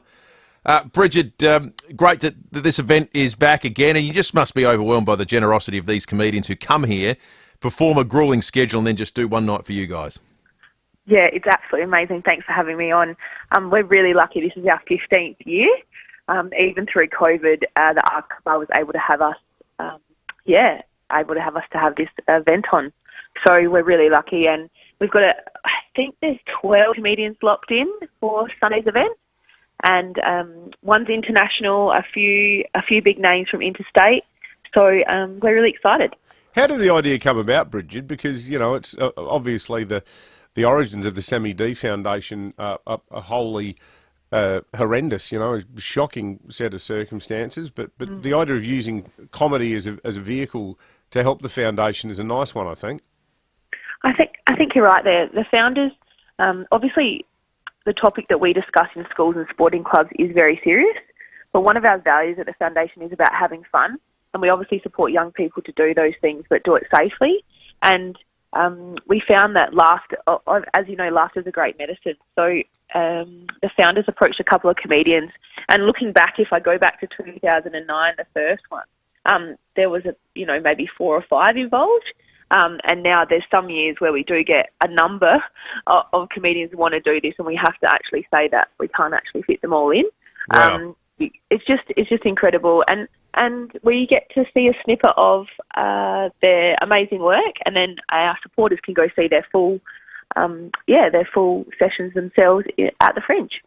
And there's still tickets available, I take it, if people want to get them. Why don't they just jump on the Fringe website, Ticketek or whatever it is? Yeah, you're right. It's definitely the adelaidefringe.com.au Fringe tickets. And there is actually only 30 tickets left. Oh, really? So, Wow. As of this morning, I got a text from one of the teams saying there's only 30 tickets left. So we're nearly at capacity. This actually does sell out every year. We haven't really ever had a problem because no one knows who's going to be on stage until they rock up on Sunday. Yeah, it's exciting. That's the fun part of it as well. So, yeah. And you've had some big awesome. names in the past, Fiona O'Loughlin, Tom Gleeson, Arj Barker, so you've got international acts as well, Pete Hellier, a whole range of people. It'll be, no doubt, a great day, and we're delighted that we've got 2 double passes to give away to the event on Sunday, so some of our listeners will be there. If you want to get along, call in right now on 8223 0055. Thanks to Bridget Koenig from the Sammy D Foundation for joining us. Let's turn our attention to sport. Last night in the sports show, Rowie and Timmy G had an interview with Jeff Geeshan,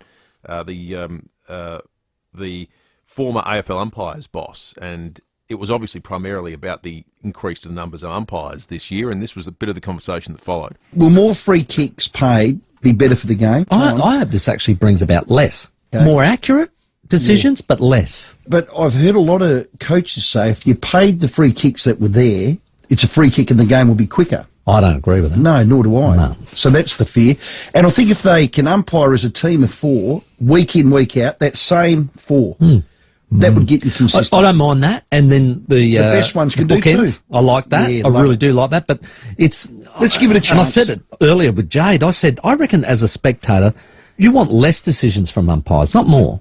Because you want the game to just keep flowing. I'm sure Jeff would say, just pay the ones that are there. Yeah, I reckon. In some games there might be 40, in other games there might be 20. Yeah, I'm with you. Well, the conversation ends and the footy starts proper soon. In fact, the trial games that will be televised in part, and you'll hear here on 5AA, are starting. You're going to be very, very warming up soon. the tonsil soon, Will? Round one. Well, round one. Round one? I'm in round one.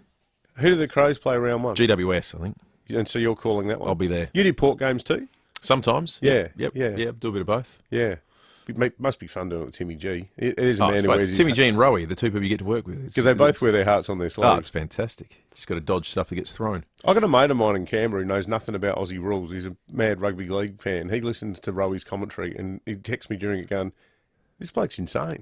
I just can't stop listening. It's the best entertainment you'll ever hear. 29 after 7, more from the sports show tonight, Rowie and Timmy G. 5AA News is coming up, and on the other side of it, we'll be speaking with the director of Adelaide Riders Week, Louise Adler. Here at 5AA, we're all about supporting local. Here's who you can support around Adelaide. Straight from London's West End, the Choir of Man are bringing the ultimate happy hour back to Gluttony. Book now via Adelaide Fringe. Come together at Barossa Valley Chocolate Company for an evening celebration of the Beatles by Greg Hart and his band. Saturday, March 4th. Search Barossa Valley Chocolate Company for tickets. 5AA, supporting local business. Go Vita, your local health food shops. Over 30 years health and wellness experience and over 300 natural health practitioners specialising in you. Hi, it's Natasha from Fairview Green, and this month at Go Vita we have a great offer on Nutrivital Ubiquinol 60 capsules for energy and heart health. Buy 2 for the price of 1. Always read the label, follow directions for use. Go Vita, Colonnades, Fairview Green, Marion, Mount Barker, Manopara, Semaphore and Tanunda.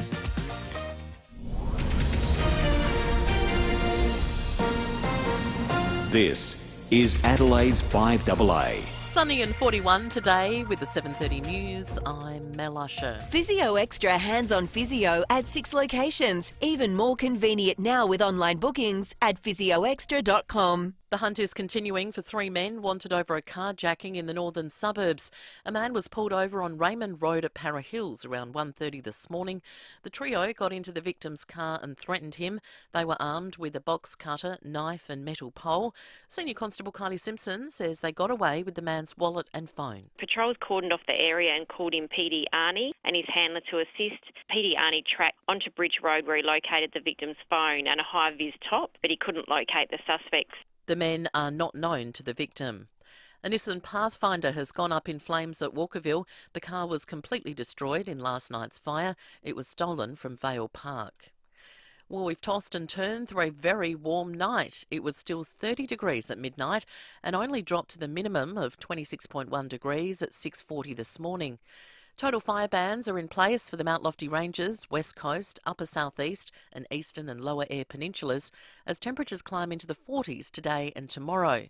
A cooler change is expected later tomorrow afternoon, but Simon Timke from the Weather Bureau has told David and Will before then the conditions will be very hot. We have issued a severe heat wave warning for most districts of SA and extreme heat wave conditions for the Lower Air Peninsula and Kangaroo Island. Former Labor Treasurer Wayne Swan says very few people would be affected by proposed changes to super. The federal government may scale back tax concessions for balances over $3 million. The government argues the money could instead be used on defence projects, aged care and the NDIS. Mr Swan says it would only affect around 36,000 people. When people exploit the tax concessions for estate planning, then it undermines the system. So this is a very simple proposal. The Coalition has done similar things in the past with super. They put a cap on contributions when they were in government. This is a very sensible clean-up, but it's very modest. Campaigners for the Indigenous voice to Parliament say it's time to shift the conversation from politicians to the community. The push for a yes vote in the upcoming referendum will officially get underway at an event in Adelaide. Yes Alliance Director Dean Parkin says it's about getting the conversation away from the Canberra bubble. This is really about saying it's time to bring the conversation out of the bubble, out of the commentators and the politicians, and to really bring this conversation about Indigenous constitutional recognition through a voice back down to communities. And there's been an official response from Harry and Meghan over talk they were considering suing the creators of South Park. They've dismissed suggestions they'll pursue legal action after being mocked in a recent episode. A spokesperson for the Sussexes saying the story is nonsense. Now turning to 5AA Sport. Gliderall Garage Doors, adding strength, safety and style to South Australian homes for over 40 years. Gliderall.com.au. And last night was a big night for Port Adelaide, Tom Wren. Yeah, it was a massive one, wasn't it, Mel? They honoured their past while also looking to the future, as it was the club's season launch.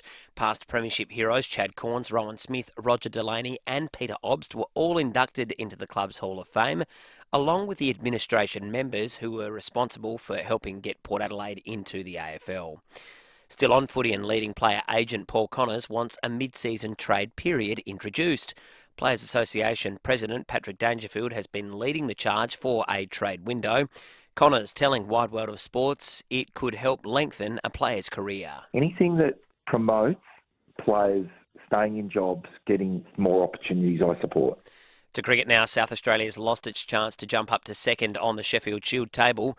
That's after going down to Victoria by 177 runs at the Junction Oval in St Kilda. Chasing 368 to win, the Redbacks crashed to 4 for 27 and were never really a chance, eventually all out for 190. This time he goes down, hits it straight to mid-off, and it's over. Holland gets a deserved second wicket after bowling 24 overs on the trot from the city end.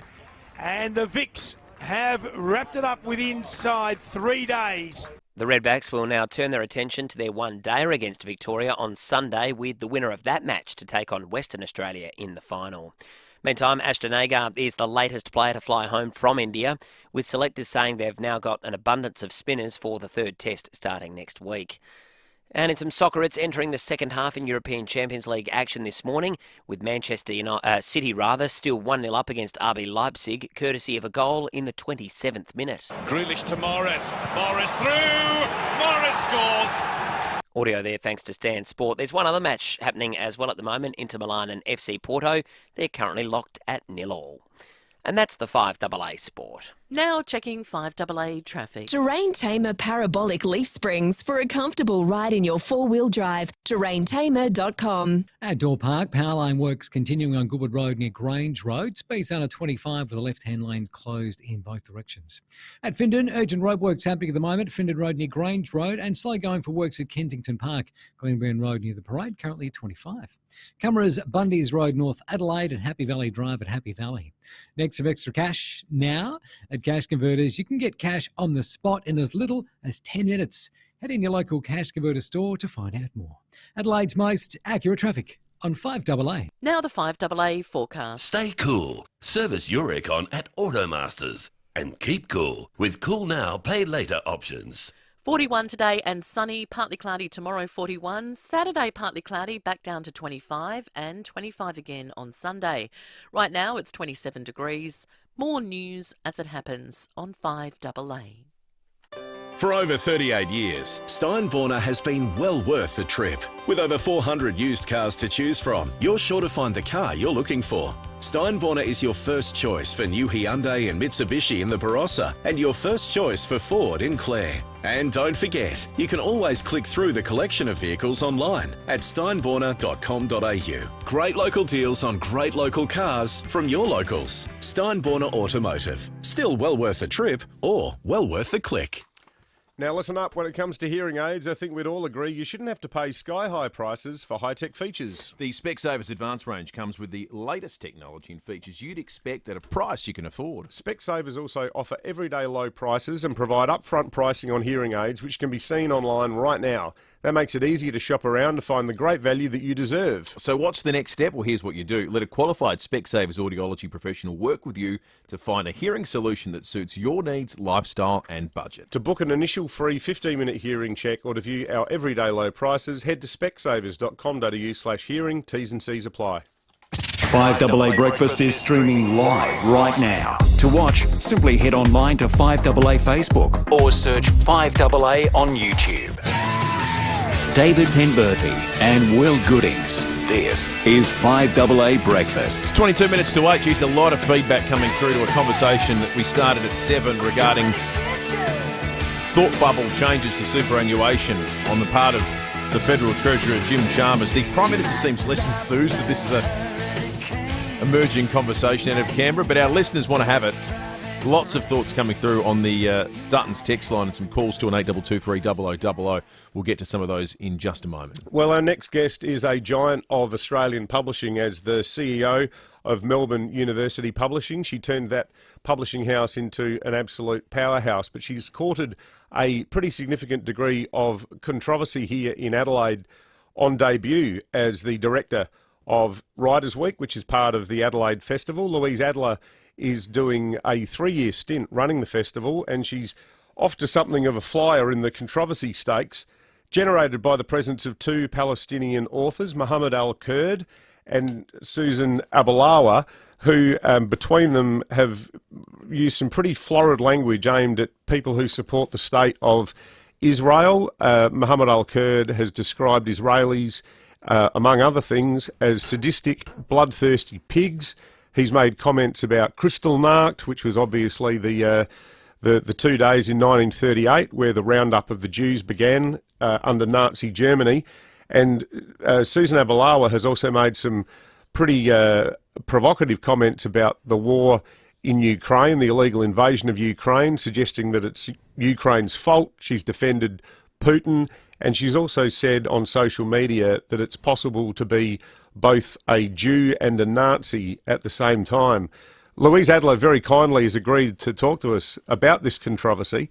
Louise, thank you so much for your time. Good morning, David. Now, look, I think that was a fair setup, because these 2 authors, they have said those things.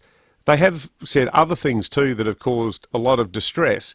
I guess my first question to you would be, when it comes to freedom of speech, what's the line? Because a lot of people say that these 2 people have crossed it. Yes. I do think it is a complex issue, but I have to start by saying, you've quoted or alluded to social media feeds from those 2 writers. And when I said about programming the 2023 Adelaide Writers' Week, I certainly wasn't reviewing people's Twitter feeds for whether they were worthy of inclusion in what is a literary festival. It's not a festival of politics. It's not a festival of ideas. Of course, there will be ideas canvassed in Writers' Week, but we're talking about writing. We're talking about the craft of writing. We're talking about the relationship between passionately held views and the way one might express it in poetry or novels or fiction or non-fiction. That's the heart of a writers' festival. It isn't based on people's Twitter feeds. You know, and I know, and I think your audience knows, that if you're going to expect nuanced, reasoned debate and analysis from the Twitter sphere, that you're deluded. But people are judged these days in 2023 on the totality of what they write, and that includes across the whole political spectrum. People are pulled up all the time for things that they've posted on Facebook or things that they've said on Twitter, and it's not like these people have made one comment that's been seized on by their critics for political reasons. There's a demonstrable pattern of behaviour here, and I just wonder if something like Adelaide Writers' Week would be hosting an author who had written repeated tweets saying that all Arabs were sadistic, bloodthirsty pigs, or had repeatedly used something as loaded and historically vile as the Holocaust to ridicule people the way that they have. Well, I think these writers are in their social media feeds passionate, angry, frustrated, enraged, using language which is their prerogative to use in that space. And all I can say is that I think that from my own point of view, it is important to have civil discussion about these matters, respectful discussion. Certainly Adelaide Festival and Adelaide Writers' Week has a zero tolerance for racism, Islamophobia, anti-Semitism of any kind. It is unacceptable to us.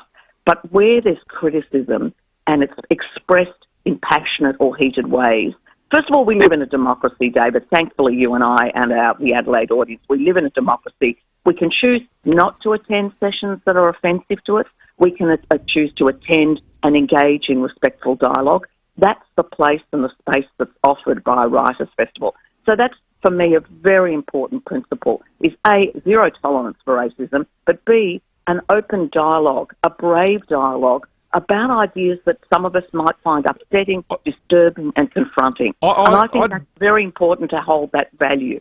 I would beg to differ, though, respectfully, Louise, with your term zero tolerance, because I think that what you actually are positing is partial tolerance, because you almost seem to be saying, well, that's just what they said on Twitter. Let's just pretend that it's not there or downplay it as the result of them being angry or upset. Like you are tolerating comments which a lot of people regard as nothing other than racist and hateful. So I don't, sorry to interrupt, David, I don't think that's what we're doing here. I'm quite sure that's not what we're doing here. We've invited people because of their literary output, their published work, that's highly respected and published by highly respected publishing houses.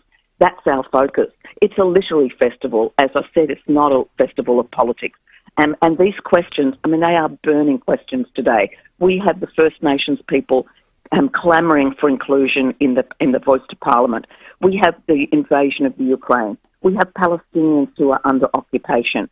Those questions of dispossession, land, homelessness, reconciliation and exile are themes that we will explore through literary work, through discussions. Is poetry the only form we can use today to talk about matters of the heart and of despair? That's the place and the, if you like, the high point from which we want to engage in this conversation. And we, thankfully, get the opportunity to curate a program that attends to those issues. They are heartfelt, they are deeply emotional, but they're also an opportunity for reasoned discussion. Louise, you made the point that you had an opportunity to review every contributor to the Writers' Week's Twitter feed and social media. Had you been aware of the comments that these writers had made previously, it sounds like you still would have invited them anyway. Yeah, because I didn't, but my invitations to people, from all sides of politics and all sides of, the attitude. I mean, we've got lots of people who have got different views on different matters, whether you're talking about sexual politics, whether you're talking about international affairs, whether you're talking about whether hope is possible in the 21st century. We have people with differing views. I've looked at their literary work. I've looked at the publishing that they've done, the work that they're bringing to an audience in Adelaide in the Pioneer Women's Gardens next week. It doesn't feel like it's a huge diversity of opinion to me, Louise. I mean, when we spoke the other day for the newspaper piece, you were talking about how you think writers' festivals shouldn't be safe spaces. They should be courageous spaces. They should be provocative spaces. Yeah. But it feels to me like all the provocation is running one way here. I mean, have you got a speaker who's doing a session called In Defence of the Existence of the State of Israel? As I said, I'm in the business of curating. I'm not curating a festival of politics. I'm not. These writers. So it's just an accident they all agree with each other. It's not a question of that. I think there's huge diversity. I think even if you talk to Palestinian writers who are there, there's a great diversity of views. Well, who's one that has an opposing view? But I'm not here to do it. You're positing that there's a whole diversity of opinion, but you can't name one that has an opposing view to the vast majority here that are critical of the state of Zion, of Israel. David, I'm not here to create a debate on issues to do with politics or international affairs. That's not the place that the Writers' Week inhabits.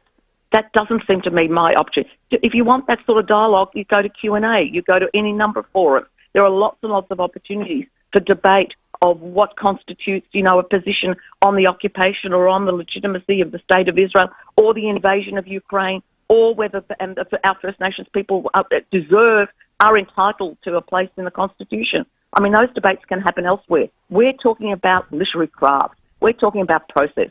We're talking about how you express yourself when you come to use your literary imagination. That's the point. Writers' Week is not a place for a political discussion. We're concentrating on the craft. What does it mean to express your despair in poetry or fiction or non-fiction? That's what we're interested in. I'm interested in having a conversation. One of my sessions is titled, Have We Learnt Nothing from the 20th Century? I think back to the First World War, the Second World War, Vietnam, Hiroshima, all the tragedies of the 20th century. And when I look at the destruction in the Ukraine, I despair. Have we really come to such a place where we accept as an international community that that can happen, that destructiveness, that disruption to life, the tragedy of that can occur? Well, that's the theme that I want people to engage with in terms of their literary and creative imagination. And yet the two Ukrainian writers who were participants in the festival have pulled out. Well, tragically, because they object to one individual, Susan Abelhauer's tweet. And my view is we are a place for civil discussion. This is really important. If we only come together, David, with people that we agree with, we might as well give up on the public conversation. That's my concern, that the public sphere should be a place of civil, respectful debate about ideas that might be challenging, might be provocative, might be upsetting even. And if you don't want to engage in that, thankfully we live in a democracy and we can choose not to. Louise Adler, the Director of Writers' Week here in the Adelaide Festival. Thank you so much for joining us this morning. Thank you, David. There you go. I was copping a bit of incoming there from your questions, Will. Sorry about that. Which finally happened the other way around. Yeah, that's right. Tell us what you think, folks. I agree with her broadly about the freedom of speech principle. I just don't think it's being applied consistently, and I don't think you can sort of pretend that this Twitter barrage of comments somehow can be sort of set aside. I can think of plenty of conservatives have been crucified for less. Well, I'll tell you, irrespective of your political alignment, Australian law holds the internet as a carriage service. Yeah. You tweet something hateful, it's the same as writing something hateful. I mean, one of the things that guy said is that you can tell that Jews Jews shouldn't be in the Middle East because they get sunburned. Mm. And that you can tell just from looking at their skin colour. I'm sure. That's an appalling thing to say. It's making racial profiling based on the colour of somebody's skin. Setting that aside, he's here to talk about, he's a good poet though. Writing skills. Yeah. Excellent. Mm. Grant from Paralaui's called in on this question of superannuation and the changes that the federal government may or may not be announcing in the upcoming budget. Grant, good morning to you. G'day, fellas. How you going? Good, thanks, Grant. Look, going back 6 years ago, my father got sick with dementia, so I had to stop work to help look after him, and then my mother and so forth. So I discovered this by accident. To ensure that I didn't have to worry about a mortgage, I cashed out my super, paid the house off, put the remaining cash in the bank, and so on. After about 12 months, I then went back into the workforce. So my financial advisor at the time, when I cashed out my super, said, you shouldn't do it, only draw enough to pay your mortgage, that way you keep your super.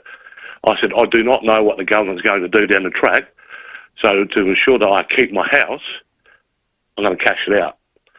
He kept trying to talk me out of it, but in the end, I went back to the workforce. I have no mortgage, or my wife and I have no mortgage. 12 months ago, we purchased another property because our daughter couldn't get into the housing market and couldn't get a place to rent because there were so many people looking for a place. So she's now renting in the place that we bought. Mm.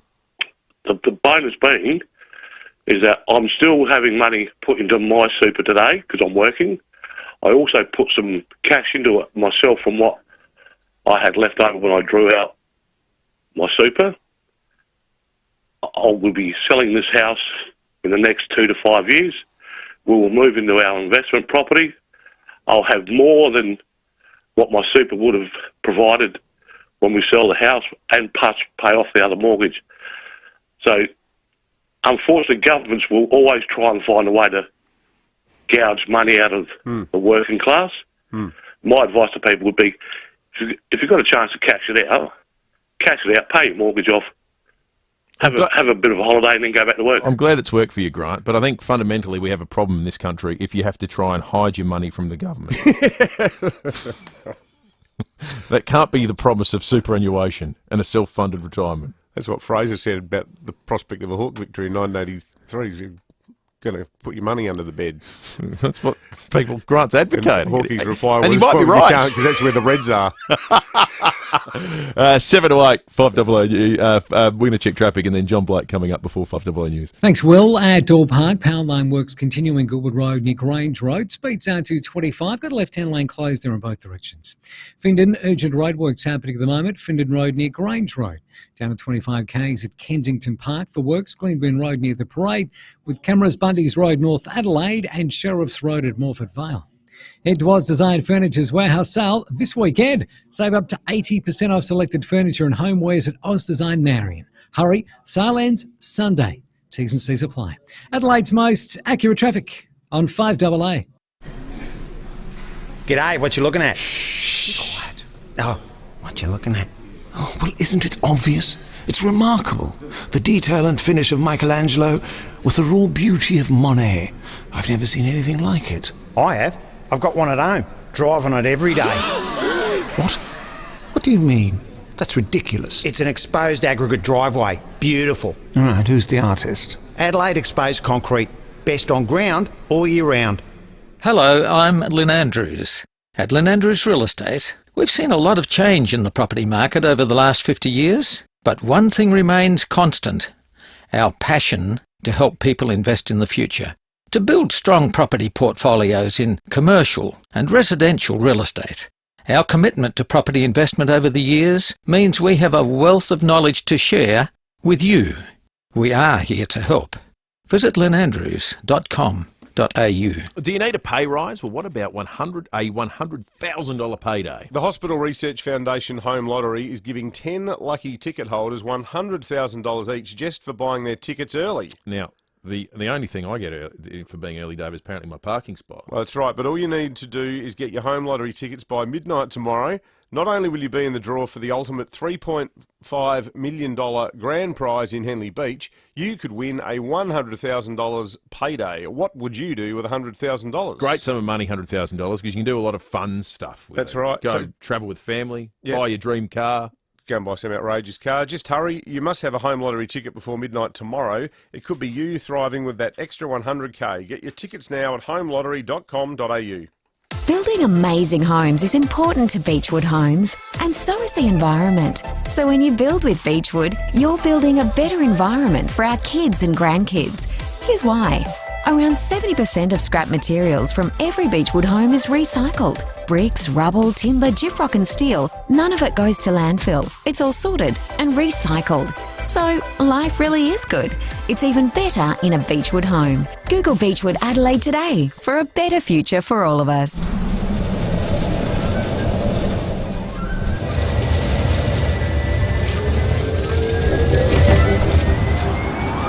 The Kia EV6 GT. A sleek, pure electric supercar. Enjoy your flight.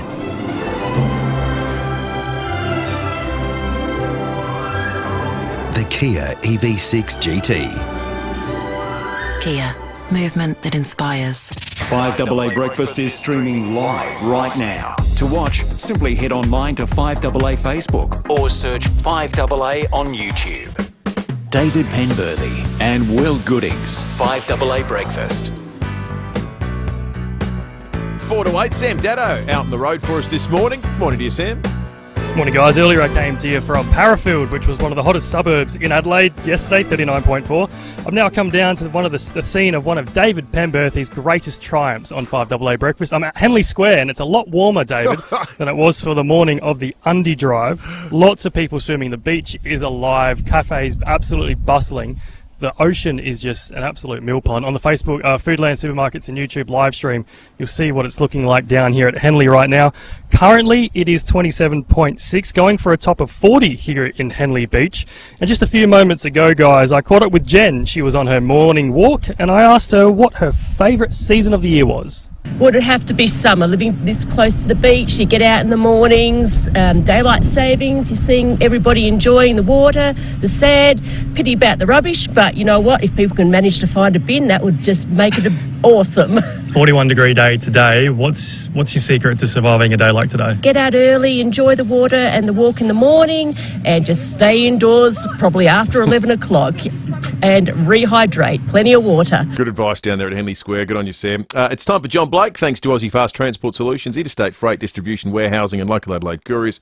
Call Aussie Fast on 13 13 64. Now, the latest news with Wallace Fogg.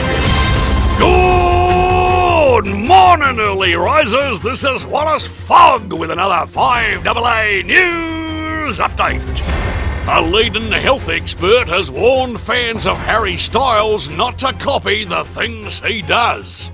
The teen heartthrob is in Australia at the moment for his current tour and was seen on stage in Perth drinking water out of one of his shoes. As a consequence, a lot of young impressionable people are doing the same.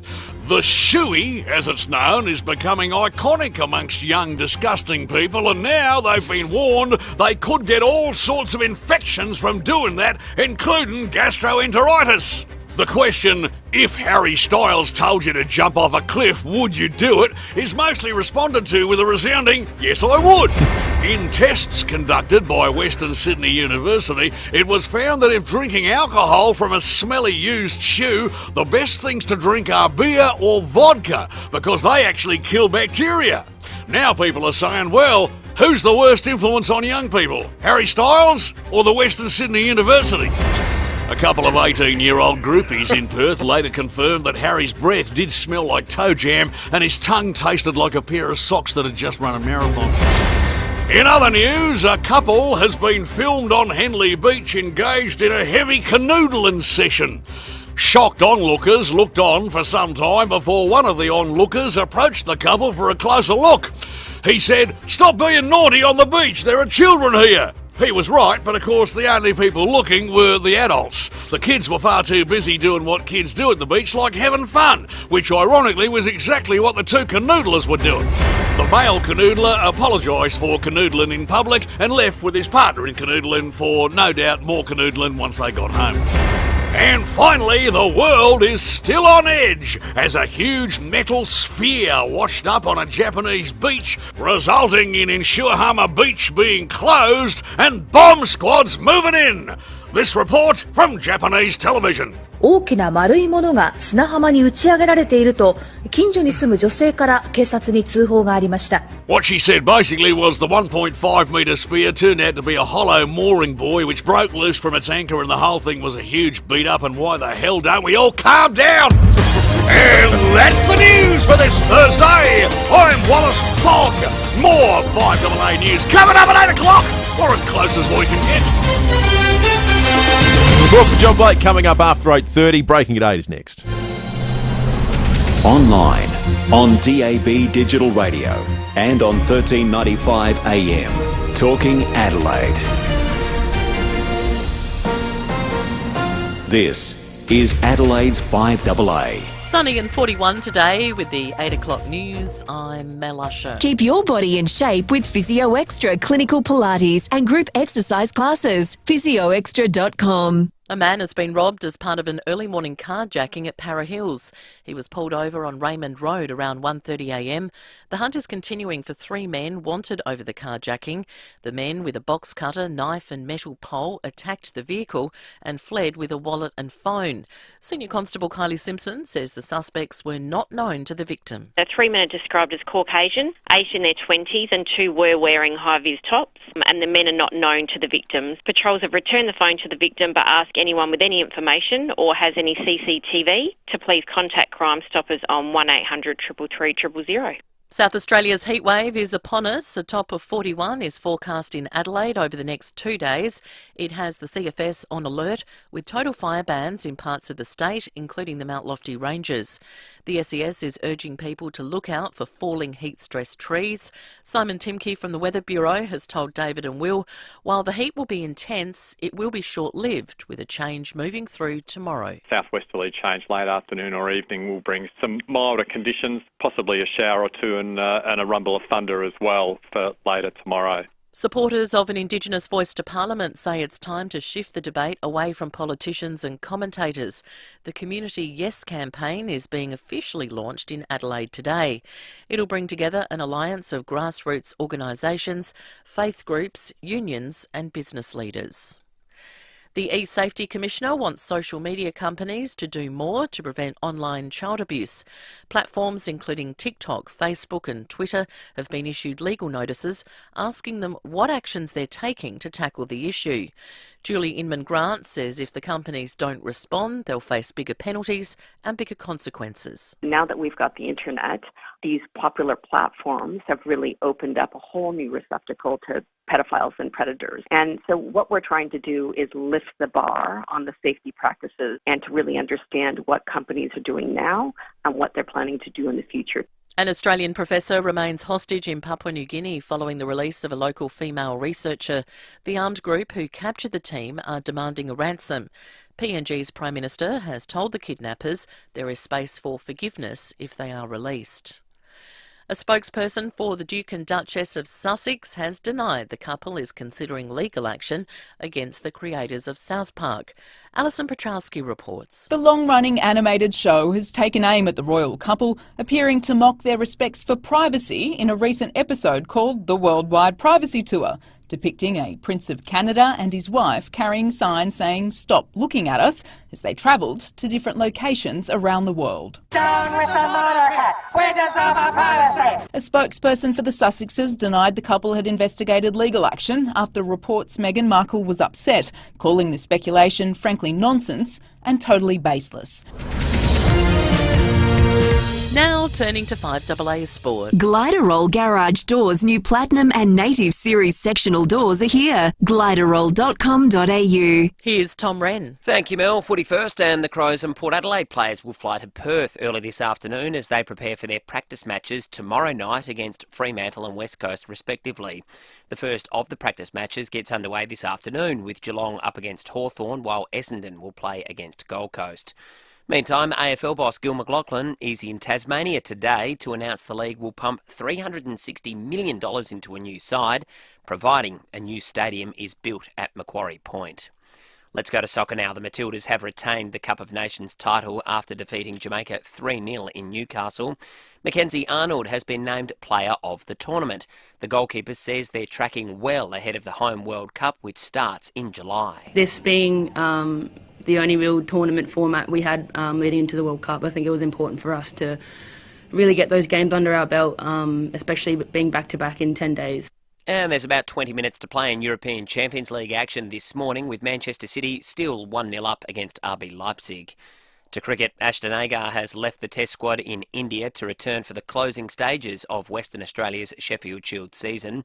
Meantime, the Redbacks will recover today following yesterday's disappointing outright loss against Victoria, which means they'll have to win their final 2 matches to have any chance of making the final.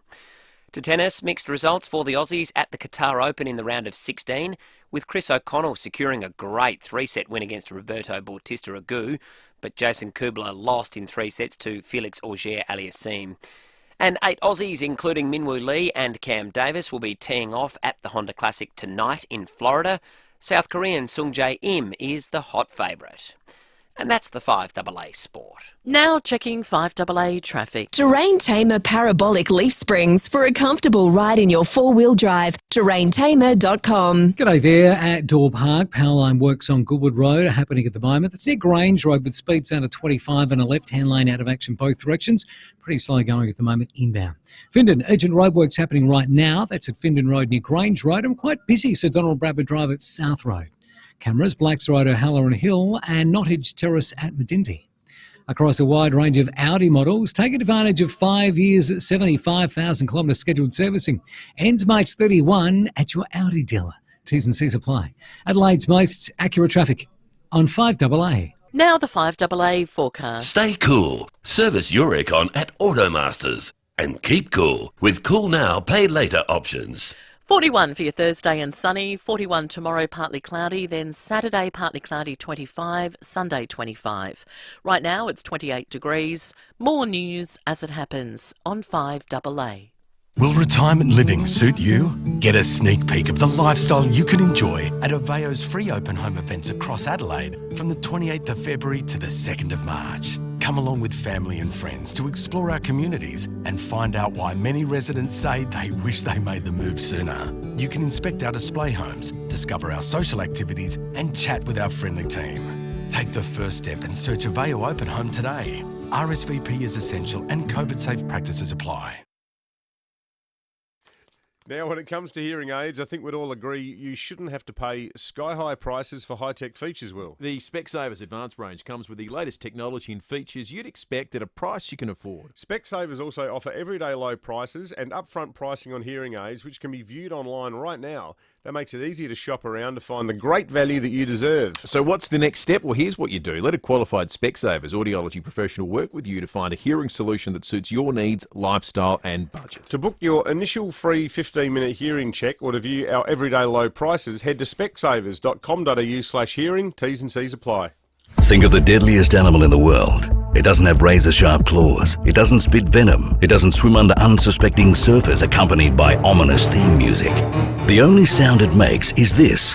With floodwaters still stagnant and unusual weather, South Australians are experiencing a mozzie and fly invasion. Fight back with EcoMist, a natural pest control dispenser that is also safe around your family. Wipe out flies and mozzies naturally with EcoMist. Order today at ecomist.com.au. David Penberthy and Will Goodings. 5AA Breakfast. 9 minutes after 8. Breaking 8 coming up in just a moment. We'll be talking pies a little bit later this hour. The Pie Man is going to join us. Wonder if the Pie Man has a hot weather policy, though. Or if he just... I bet he doesn't. No. He's an unerring commitment to the pie. He's all about the pie. All weather pies. He might know what a good hot weather pie is. Maybe we can ask him that.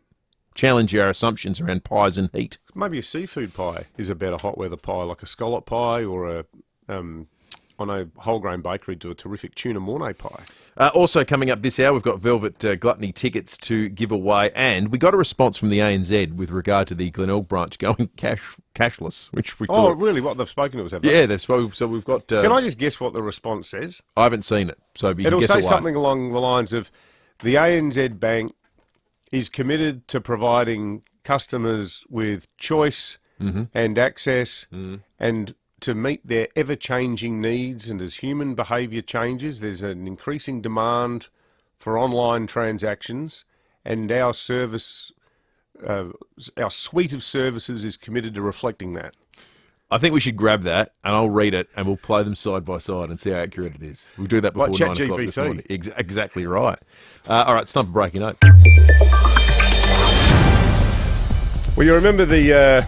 depending on what bakes your potato, the either saucy or bracing moment down at Wollonga a few weeks ago when some middle-aged and elderly women, I use that term respectfully, decided to get their boobs out in protest at Santos, shameful polluters that they apparently are, despite being hugely committed to the big carbon capture project that they're working on. Apparently the end of the world is nigh, and it's largely Santos's fault, which is why they should play no part in sponsoring the Tour Down Under, or indeed anything. The term that's used for that by the sort of Extinction Rebellion crowd is greenwashing. Well, these women from Wollonga, I've probably stood next to these ladies at the Wollonga market, sort of rummaging around looking for some, organic rocket from the Adelaide Hills or something like that. They showed the courage of their convictions by getting the gear off in protest. They've been charged with indecent exposure, which a lot of people said quite a serious charge. I think I might have even said that myself. You did? Yeah. I stuck because up you from get put on a register. Yeah, well, you do. You do. Like the sex offenders register. We're not talking about just, you're the local pest you're register. Down there on the list as a pervert. Now, that's not a criticism of the police, because it's the job of police to apply the law as the law is written. So it's not up to Senior Constable Fred Nurk to go, well, I actually don't find this that indecent. So anyway, 3 of them got charged. Oddly, there were 11 of them, but they only charged 3 of them. Anyway, it's going to be interesting to see what happens today, because later this morning they are going to be appearing in the Christie's Beach Magistrate Court. Yet again, Christie's getting unfairly roped in with a mention, as if it's some hotbed of political nudity. It's going to be interesting to see if the magistrate shares the same degree of ambivalence about whether this act of nudity is indecent or not. I know it's not how the courts work, but just as a community, and maybe I'm out of step and people can correct me on this, I much prefer the odd novel display of public nudity than the gluing yourself to a busy arterial road form of protest. Yeah, well, there's 2 others in court today as well who did just that. They glued themselves to a pile of bicycles outside the Santos headquarters just up the road. So I hope the Victoria court comes down Square. harder on that. Yeah, anyway, they're in court and we'll see what happens. 13 minutes after 8, made the point early this morning that one of the casualties of the hot weather, 41 today and tomorrow, will be trees. 13 trees down in the hills and mid-north overnight, according to the Tizer this morning. We added one to the group earlier today because as we came to air, there was a story of a tree that had come down on power lines. And you'd imagine if we're at that point in this week where there's 13 down over the next 2 days, there might be some more. One of a range of things that the SES are going to have to deal with as we are in this extreme weather event right now. Leanne Schmidt from the SES joins us right now. Morning to you, Leanne. Good morning. So, Leanne, give us a sense of how many trees there are that have dropped branches, and obviously it would all just be the trees just getting exhausted from the heat, dropping a limb. But are there many? Tuesday morning, we've had about 70 that have come down, which, that's significant. Wow, 70, 70. Yeah, 70, since Tuesday morning. So, crews are out there responding, and of course they're responding in the heat as well, which is not fun. They're often used to the cold weather, but responding in the heat in their uniforms is not fun, but... we're certainly seeing the impacts on the trees, and I expect that would continue to grow, that we'll see more of that as the heat wave extends. No one's been injured, not that we've heard of. Has there been significant property damage as a result, though? We haven't heard of too much property damage. Generally, it's away from property, but it certainly can be an impact, particularly if you're parking cars under big gum trees and that sort of thing. I'd be very wary about where you're parking or where you're filtering from the sun. Is it primarily trees, or are there other things that are in your guys' purview when we have a period of extreme weather like this? We are responsible for issuing all the heat wave warnings, so we've actually issued the first emergency warning for heat in this heat wave since Boxing Day in 2019. So it's been about 3 years since we've actually issued emergency warnings for heat. So it is a significant event for us. Well, it sounds like there's going to be more. So think about where you park, and maybe if you're going to lie down with a book this afternoon, find an alternative source of shade than a giant lemon-scented gum. Leanne Schmidt, the Chief of Staff for the SES, thank you for joining us this morning. No worries. Thank you. We had that brief bit of, well, not cool, but cooling down period earlier this morning where it was down to about 26.7 degrees, which is as cool as it got. We are now on the way back up again, 28.2 right now as at 16 past 8 on the dot here in Adelaide, 28.2 degrees. Tell you what about that poor bloke from Sydney, father of 3? His name has been released now, but you know, I think he's aged in his 40s. Oh, but in New Caledonia. New Caledonia, just out there snorkeling around. Have you seen the photographs of that shark? It's a tiger shark. It is gigantic. It's huge. He wasn't. There's vision. He wasn't far out. It wasn't like he was off swimming in the middle of the ocean. No, it was off a beach. No, just terrible. We've got photos of the tiger shark from New Caledonia up on the Foodlands Supermarkets live stream now. But yeah, I mean, crikey, when your number's up, but it's just a shocking way to go. Poor bloke. We get well and truly looked after in this country, don't we, with regard to the patrols that take place. I know, just off the beach. We were at the beach the other day, down at Grange. There was one there the other day. It was 50 metres off the beach, a couple metres long. Yeah. It was a bronze whaler, wasn't it? I'm not sure what it was, but we know. You know, we find out. We've got patrols going the whole time. I wonder if that's necessarily the case in a lot of these other places around the world. Do you go snorkeling? No. Oh, I do, but not off the Adelaide beaches. We're in Fiji. We went to Fiji years ago, Kate and I, and we're at this little island resort, and they had like a snorkeling club, and I was talking to the guy there who's a local, and I said, do you have sharks on the reef? He said, oh, yeah. He said, we have some little reef sharks. And then he said, we have the friendly tiger sharks. And I went, And then he said, and we have some friendly bull sharks. Oh, great. Friendly bull sharks. Fun. Yeah.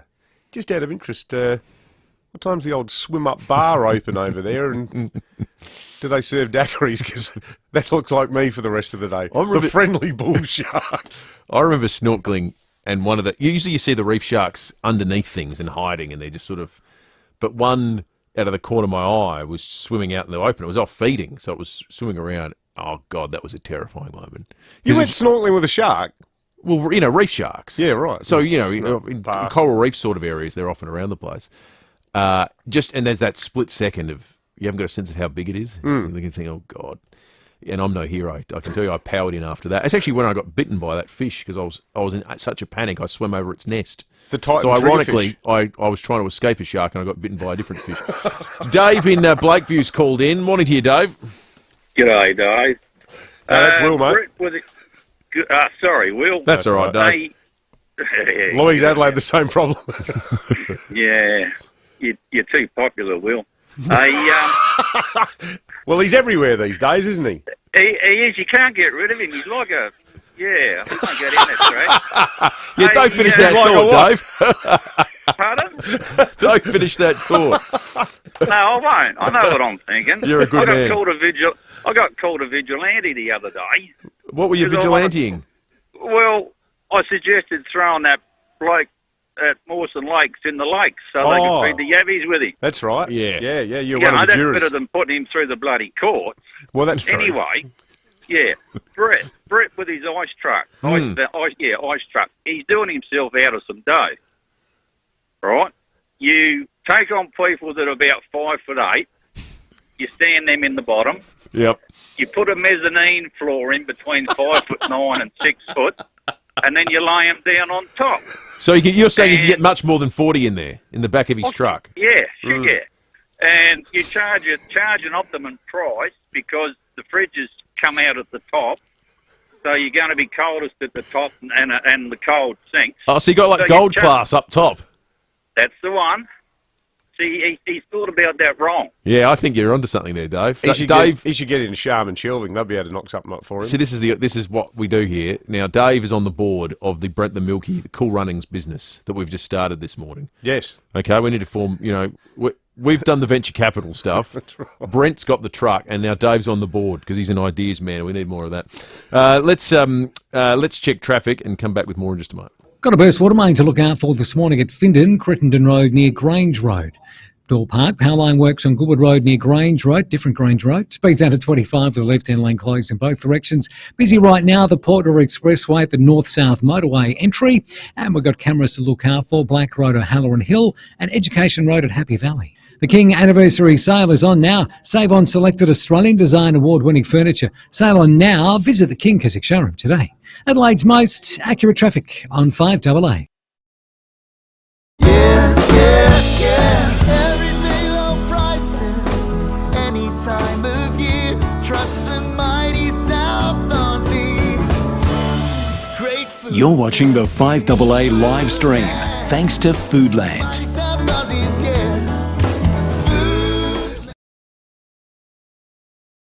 I reckon as a spectator, you want less decisions from umpires, not more, because you want the game to just keep flowing. 4 p.m. weekdays on 5AA. Today I'm talking to Tracy, who's one of Arbor Vitae's many happy customers. Hi. Hello, Lee. When did you start taking Arbor Vitae and what for? I'm a cake maker by trade and suffered with sore hands for years, which is a common issue for my fellow bakers. They know how debilitating it is. A friend suggested I tried Arbor Vitae, and I can't believe how well it's worked for me. What benefits have you noticed from Arbor Vitae? It was after my second bottle that I noticed the difference. My pain has all but disappeared. It's like a magic potion. I'm able to work with no pain. No stretch of the truth. It's worked so well for me. Are you happy to recommend Arbor Vitae? And what would you tell our listeners about this product? Absolutely. And I'd say to them that I felt my pain reside after the second bottle.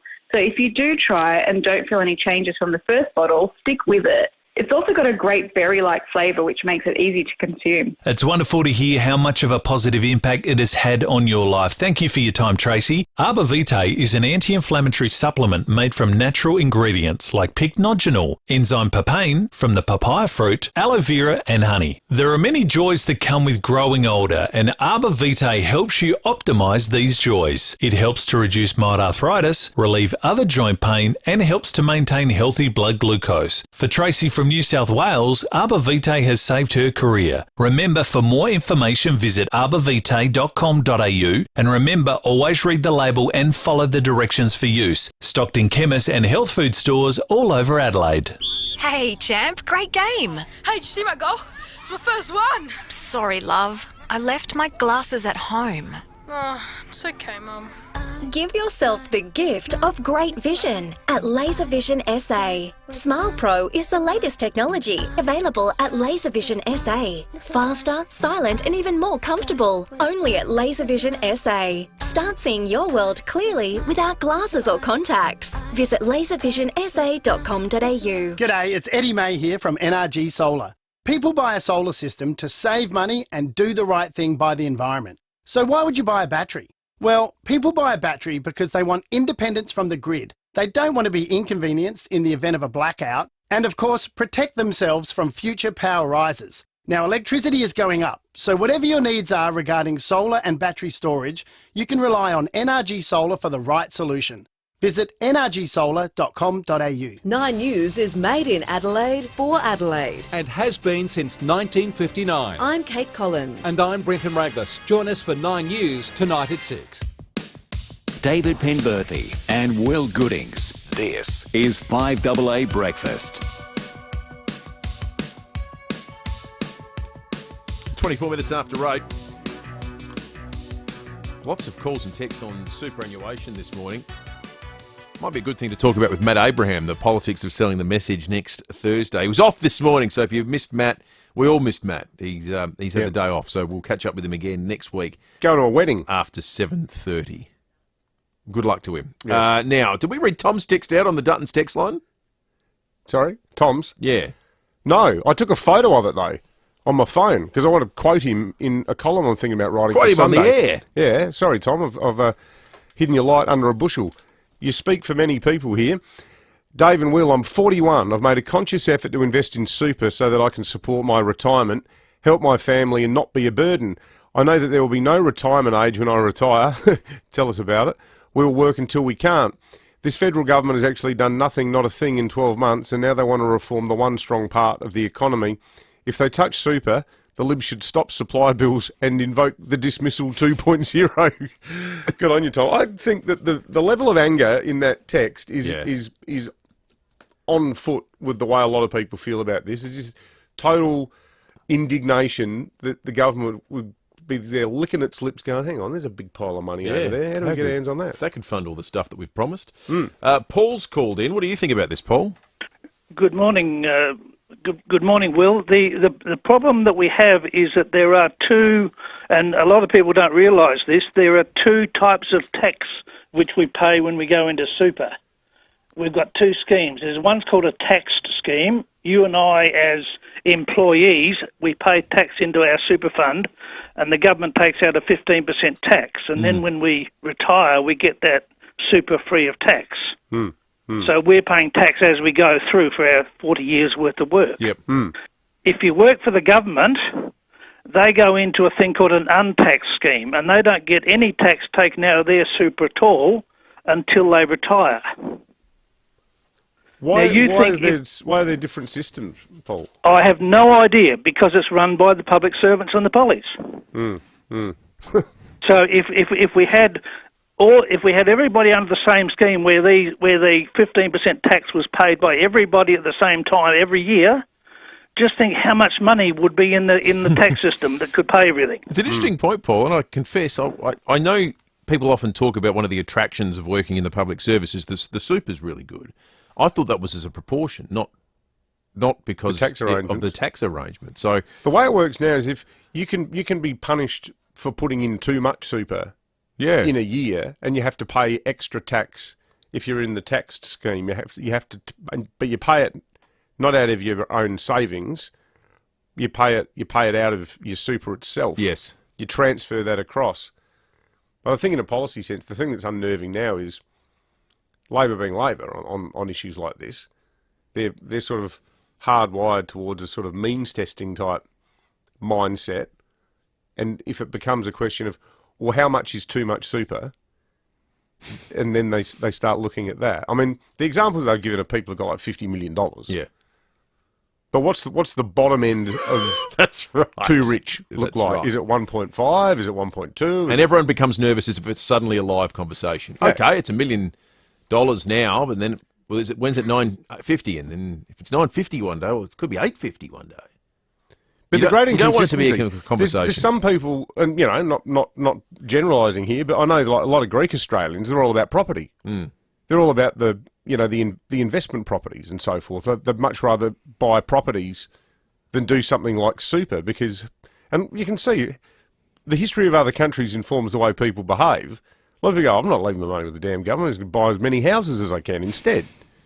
So people have made that choice. Are we going to have a situation where the government says, we're not going to look at something like that, but we are going to look at super? It's hugely unfair to the people who've trusted the government not to stuff around with their hard-earned cash. Yeah, absolutely. Matt in Valley View's called in on Riders Week. Morning to you, Matt. Good morning, gentlemen. How are we? Good, thanks, Matt. I have 2 points. First off, great line of questioning, David version 2. He did really well. He's good, that bloke, isn't he? If people in interviews make a habit of calling me David, I'm going to start saying some really offensive stuff. The second point was it's a bit alarming that she doesn't understand what robust debate means. Considering the 2 Ukrainian authors left, they should have got rid of the 2 controversial ones. Yeah, that's right. Yeah, but anyway. Yeah. Thank you, Matt. No, it was a good chat. I enjoyed that chat. And yeah. She's an interesting woman. She's smart, but I don't know. I just don't understand it and say, look, it's not a political event. It's Riders Week. Yeah. But then the entire program is so politically skewed to one side. Anyway. 29 minutes after 8. We're going to take a break. 5AA News is coming up. Behind closed doors and more next. There's no blueprints to your new custom-built Beechwood home. Well, not yet anyway. But together with Beechwood, it won't take long to turn your ideas into sketches, then drawings, and finally a home you can live a beautiful life in. That's the really exciting thing about building with Beechwood Homes. They'll build the home you want. So collect your thoughts, your ideas, your Pinterest boards, whatever, and let's talk. Because life's good.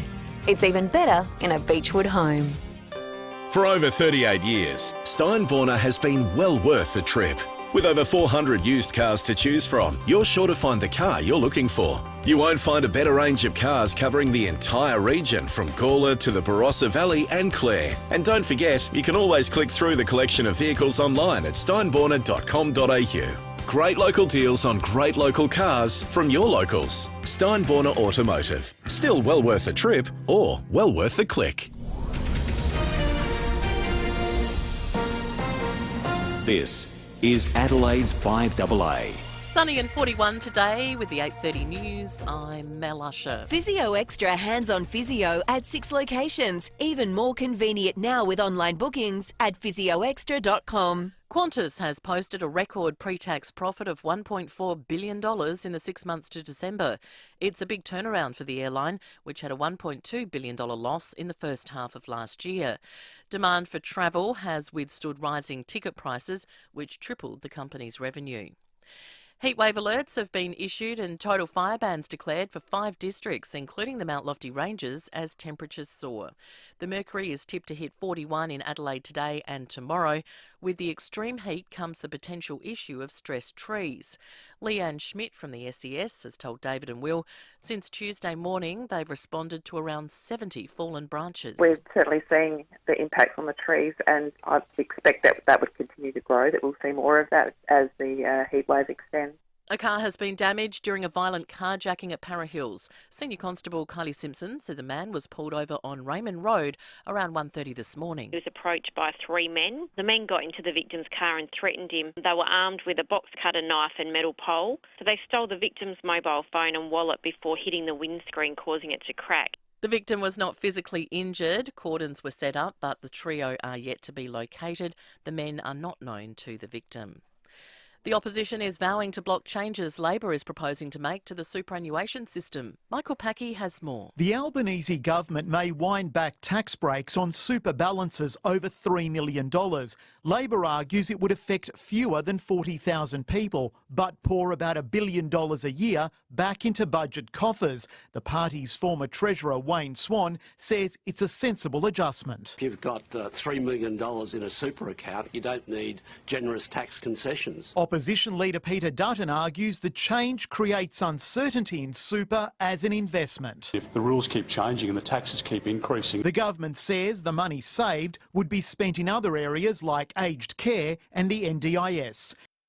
A community campaign to support an Indigenous voice to Parliament is being officially launched today.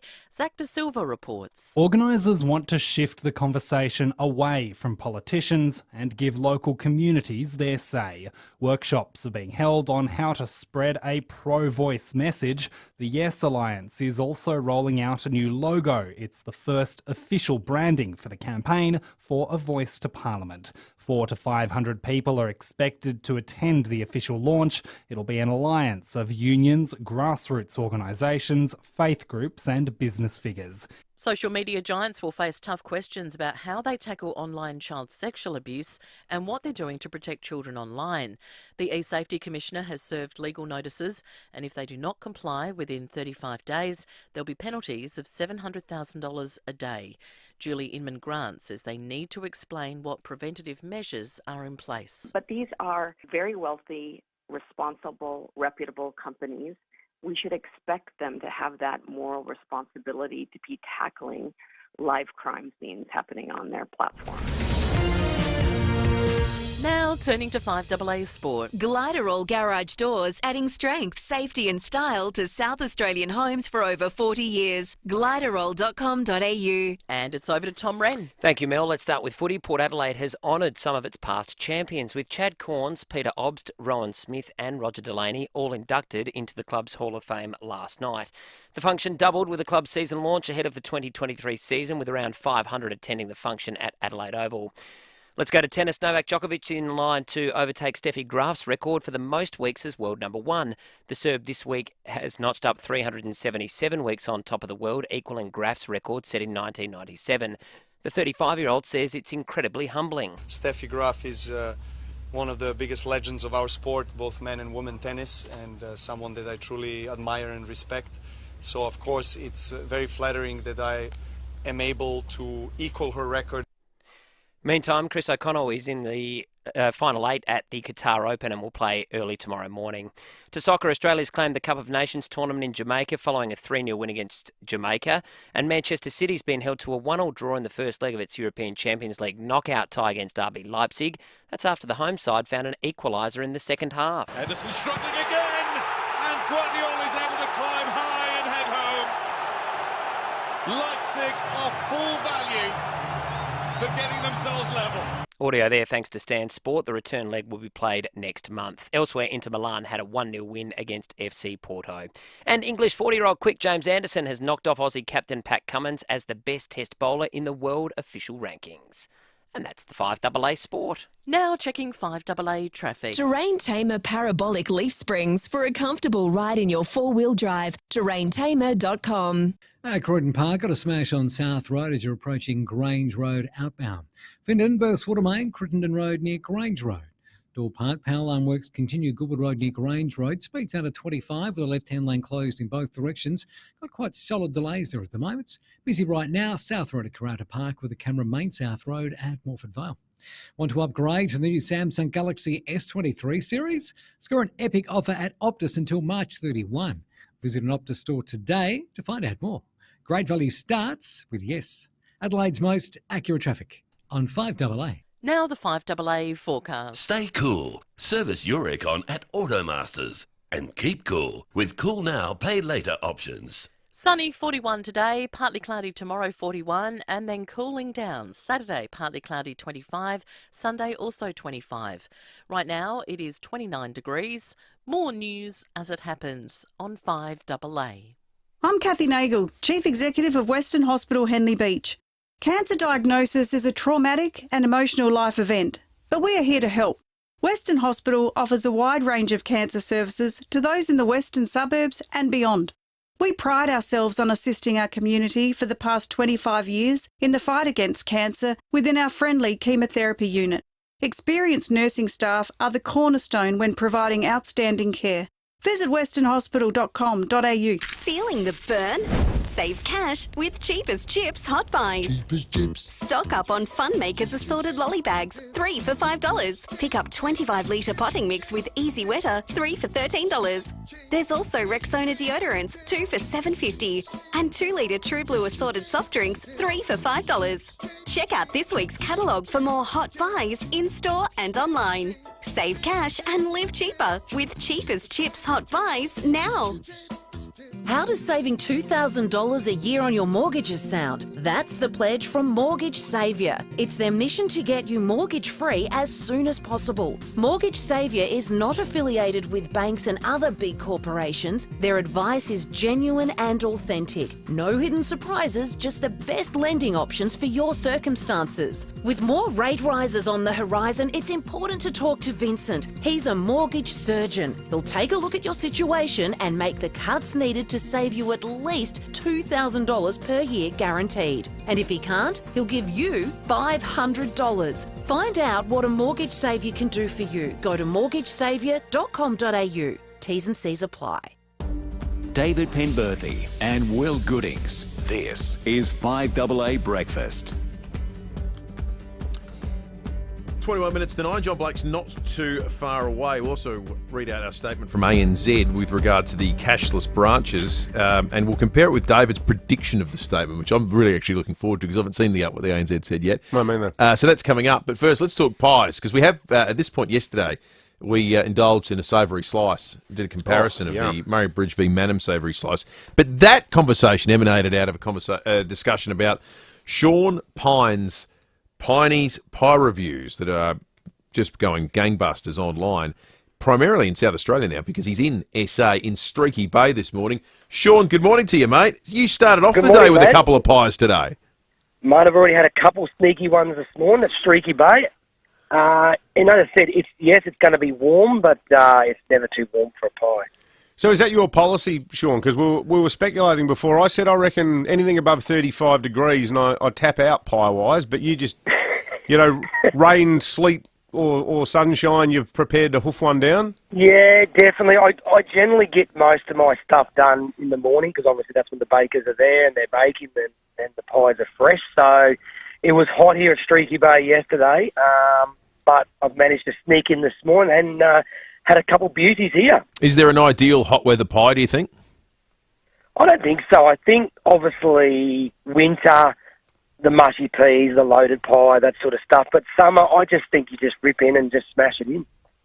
Have you got a pie that you've eaten, Sean, either in South Australia or anywhere else in the country that's really stayed with you? Have you got a favourite, or is it like your kids? You Yeah, can't really pick?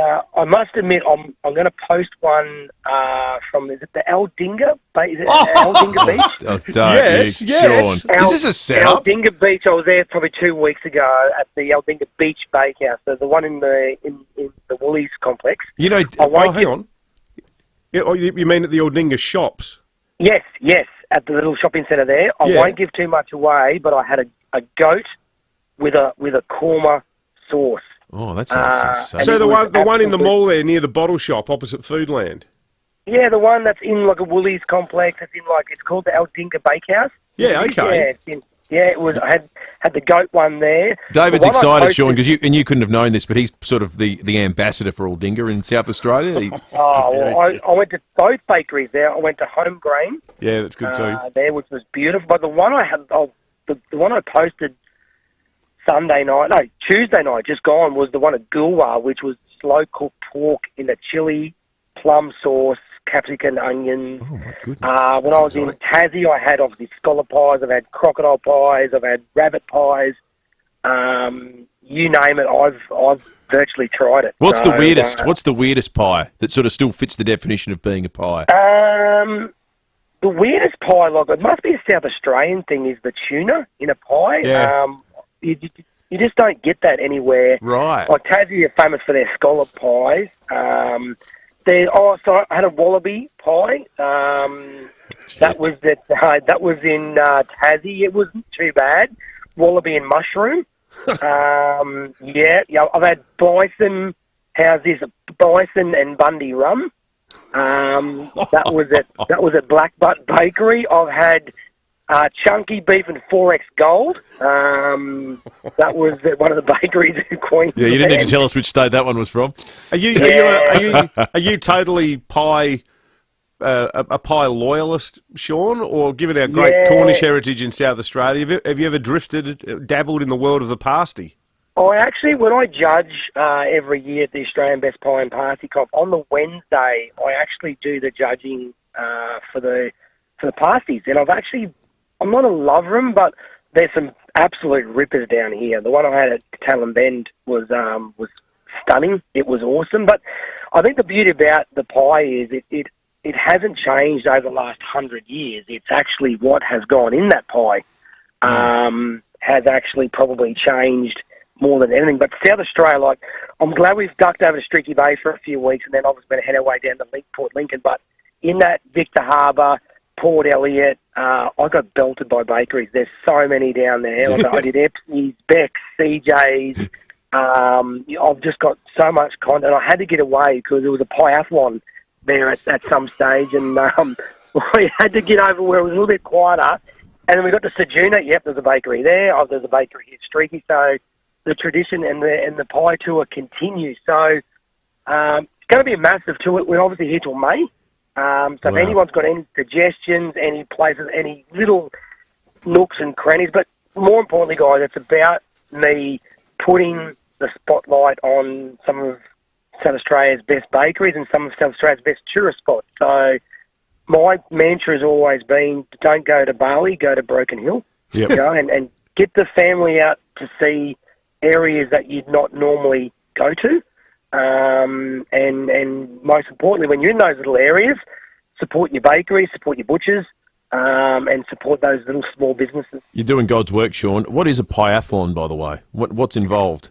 I think a piathlon is an endless pie, so there's no stop to a piathlon. So I'd love to know what the average Aussie pies they eat in a lifetime. Like, God knows, I've had plenty.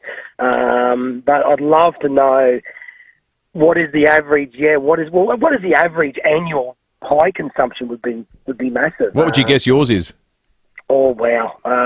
Well, the last 2.5 weeks in down that little pocket down there, I got hammered. So I'd hate to know, but I do get regular checkups. I do exercise every day. So everyone asks me about how's my health, how's my weight. I haven't put any weight in 3 years. But as I said, there's amazing bakeries in South Australia, and I cannot believe the price of them. They're really cheap compared to other states that I've been to.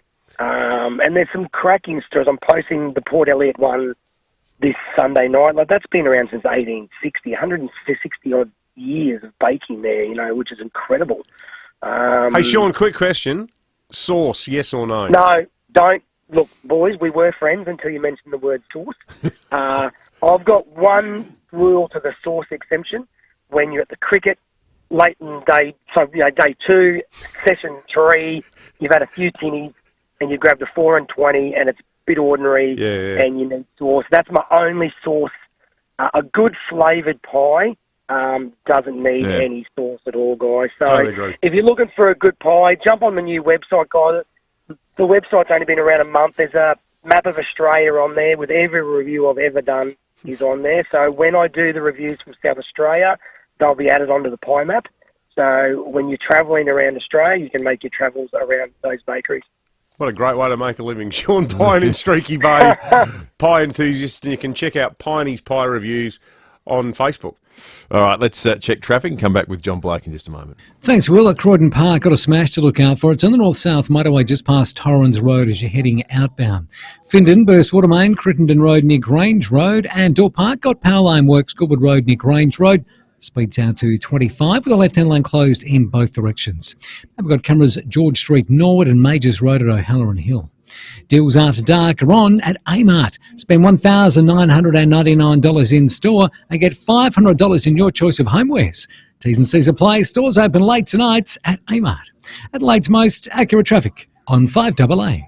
The Prime Minister's in Adelaide today talking about South Australia's big future on the back of nuclear submarines. What will that look like? We'll find out after 9 o'clock. I'm Matthew Pantelis. Join me on 5AA Mornings.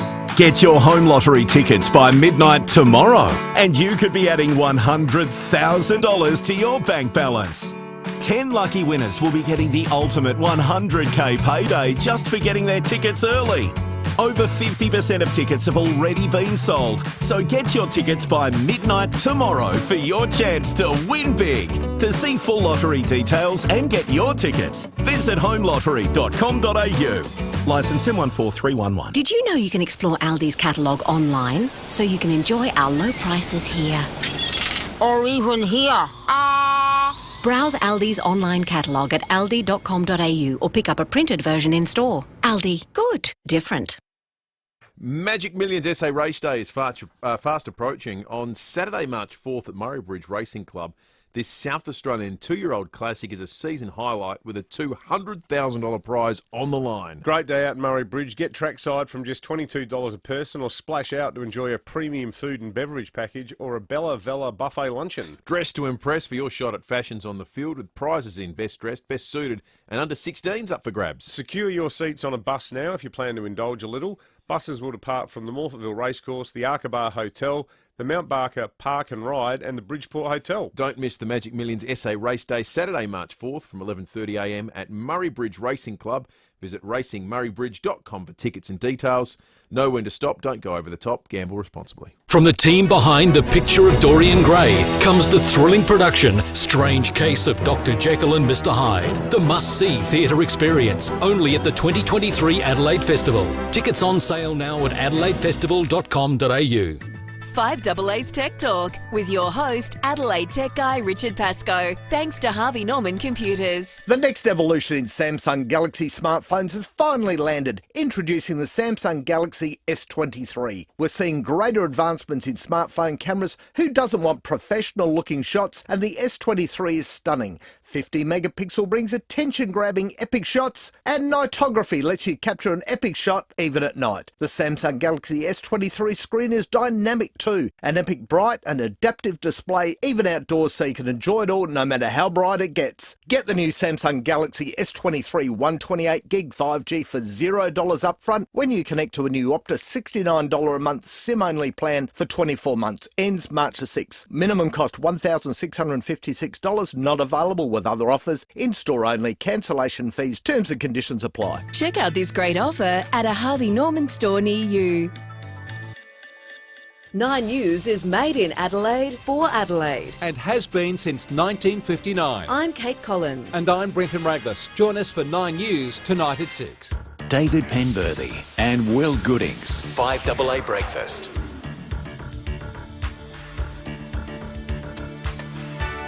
Ten minutes to 9. Let's have a look at the fuel situation this morning. The free MyRA app. Download it. You can do Fuel Watch at home for yourself. If not, listen to us. $1.68 on O'Connell Street, North Adelaide. $1.69 on Lonsdale Road in Shido Park. $1.72 in Dernan Court on Lower North East Road. Diesel is about $1.94 in Salisbury, but that's up from where it has been in terms of some of the cheap spots. I tell you what, don't miss our sports segment with Tommy Wren tomorrow. We're going to be getting to the bottom of some extraordinary television that just happened about 20 minutes ago on the on Channel 9 stripped off. Today Show. He got his gear off. He got his gear off. He didn't go full, Wollonga Extinction Rebellion. Wasn't, anything you'd get charged for. But which maybe reflects a double standard between the way men and women are judged. But Tom Wren did take off his shirt on national television. You can get away with a lot being a sports guy, can't you? The sports. He was looking pretty good too, I thought. He takes care of himself. Not quite Malinowskis-esque. No. But, still in shape. Yeah, he's still in wicket-keeping shape. Yeah, you'd want him behind the stumps. Here was we had an inundation of calls following, I think it was our SMEG Rumour Day on yesterday regarding the ANZ branch at Glenelg that has gone cashless. So we spoke to them, and as is the case with banks who are a little bit media shy, they don't tend to come on having a chat about these things, provided us with a statement. You tried to predict what the statement would be a little bit earlier. Here's what you said. Can I just guess what the response says? I haven't seen it, so if you it'll can guess say away. something along the lines of, the ANZ Bank is committed to providing customers with choice and access and to meet their ever-changing needs. And as human behaviour changes, there's an increasing demand for online transactions, and our service, our suite of services is committed to reflecting that. That was your prediction. Here's the actual statement we've received, with these quotes to be attributed to the ANZ General Manager here in South Australia, Kathleen Johor. There's no doubt the way people are using branches is changing. Over the past 5 years, we've seen in-branch transactions decline by more than 50% across ANZ. Customers are preferring digital and online banking methods, which are convenient and secure. We're always reviewing how we best meet the needs of our customers and are tailoring our branches to suit our customer needs and their preferred ways of banking. At our assisted services branches, our bankers are on hand to help customers use self-service devices such as smart ATMs to withdraw cash, deposit notes, deposit cheques and coin deposit, and to help them use the ANZ app or internet banking for their simple needs. You could be earning probably a lot of money writing that kind of statement for a big bank. I'm proud of myself. You did exceptionally well. If you want it, you've got a future in... Yeah, I know. Well, you get paid $500,000 for writing incomprehensible gibberish like that. What it does mean, though, if you're Clem from Clemzig and you're Ethel from Ethelton and you're aged 93 and you're like going to the bank and saying, I'd like some money, please, in cash form, you've now got someone standing there allegedly to help you. Helping themselves out of a gig. You're right. Well, they are helping themselves out of the gig. In the same way that when you go... They're not the... It's not their fault. That's not their fault. But it's like, when you go to McDonald's these days. Yeah. And you're in the drive-thru. Would you use the app? Are you using the app? No, I'm in the car talking to you, Sharon. That's why I'm here. That one, me. And can you use the app in the car legally anyway? Yeah, you're driving a motor vehicle. I'm a pro-technology person, right? I like new gizmos and fandangled things. McDonald's needs to sit me down one-on-one and tell me why it's to my benefit to use the app, because I can't see it. It's ridiculous. It's a drive-in. It's designed for minimal time. Yep. The minimum amount of time. Yep. I can't see how I benefit as the consumer. Anyway, that's beside the point. It's a precursor to getting rid of staff, is what it is. There's a traffic situation on Port Road outside of the entertainment centre. City-bound right-hand lane, a car broken down. Traffic is banked up. It's time to get behind closed doors, thanks to Aussie Fast Transport Solutions, interstate freight, distribution, warehousing, and local Adelaide couriers. And when we get behind closed... You're listening to 5AA Breakfast. David Penberthy and Will Goodings. And welcome back to 5AA Breakfast. And David Penberthy, welcome back to you too. Yeah, g'day, Will. How you going? Oh, really well, David. Giant pandas. Oh, those lazy, good-for-nothing, stupid, worthless pieces of overblown, expensive fluff. Yeah, good stuff. And it's time for sport with Tom Wren. And he's just walked into the studio. Some talk that Dave Warner may have played his last test match, Tommy. G'day, boys. Have you watched The Last of Us on Binge or Fox? I'm just loving that show. Oh, I've seen the first 3 episodes. Episode 3 is just the most incredible... one of the best episodes of television I think I've ever seen. Yeah, I'm the same, Will. Just amazing. Is this that zombie apocalypse thing? Yeah, based on the video game. Yeah, Kate won't let me watch it. It is extraordinary. It really is. You haven't seen it, David? No, I'm not allowed to watch it. It really is so fantastic, and you haven't watched it at all, David. No, I haven't. She said I'm not coming home from work and having that rubbish on. Well, the third episode, as Will said, is one of the best bits of television I think you'll ever see. It really is. And the guy from White Lotus, the Australian actor, is just fantastic. So I won't be able to join in this conversation. Rennie, I had to emotionally recover after watching the third episode. It just took me a while to get right back into it because... Will, I bawled. It was spectacular. I think we should talk sport because I can't really... The source material for this show is so rich that they really would have had to do it badly to stuff it up. Yeah, that's right. It stands out as one of the great moments on TV. Yeah, it's such incredible storytelling. It sounds a bit like McCormack and McCarthy's The Road about the last two people living in the US. Yeah, kind of. Similar, but this is so great that if you don't get to watch it, then you'll really be missing out. Oh, without a doubt. It's extraordinary. And when it's finished, everybody will be talking about this. Oh, without a doubt, Will, yep. Have you guys seen The Godfather? Here's the thing, though. You went over and watched it. I did. Because I don't want to be left out. I want to be part of the gang with the cool kids. I think Tom should do his sports segment tomorrow without his shirt on. I think he just might. He might never put a shirt back on after today. My rousing reception on. My dogged commitment to non sequiturs is rubbing off on everybody, isn't it? Well, the whole sports segment was. Sports segment by talking about the zombie apocalypse. You're making it cool.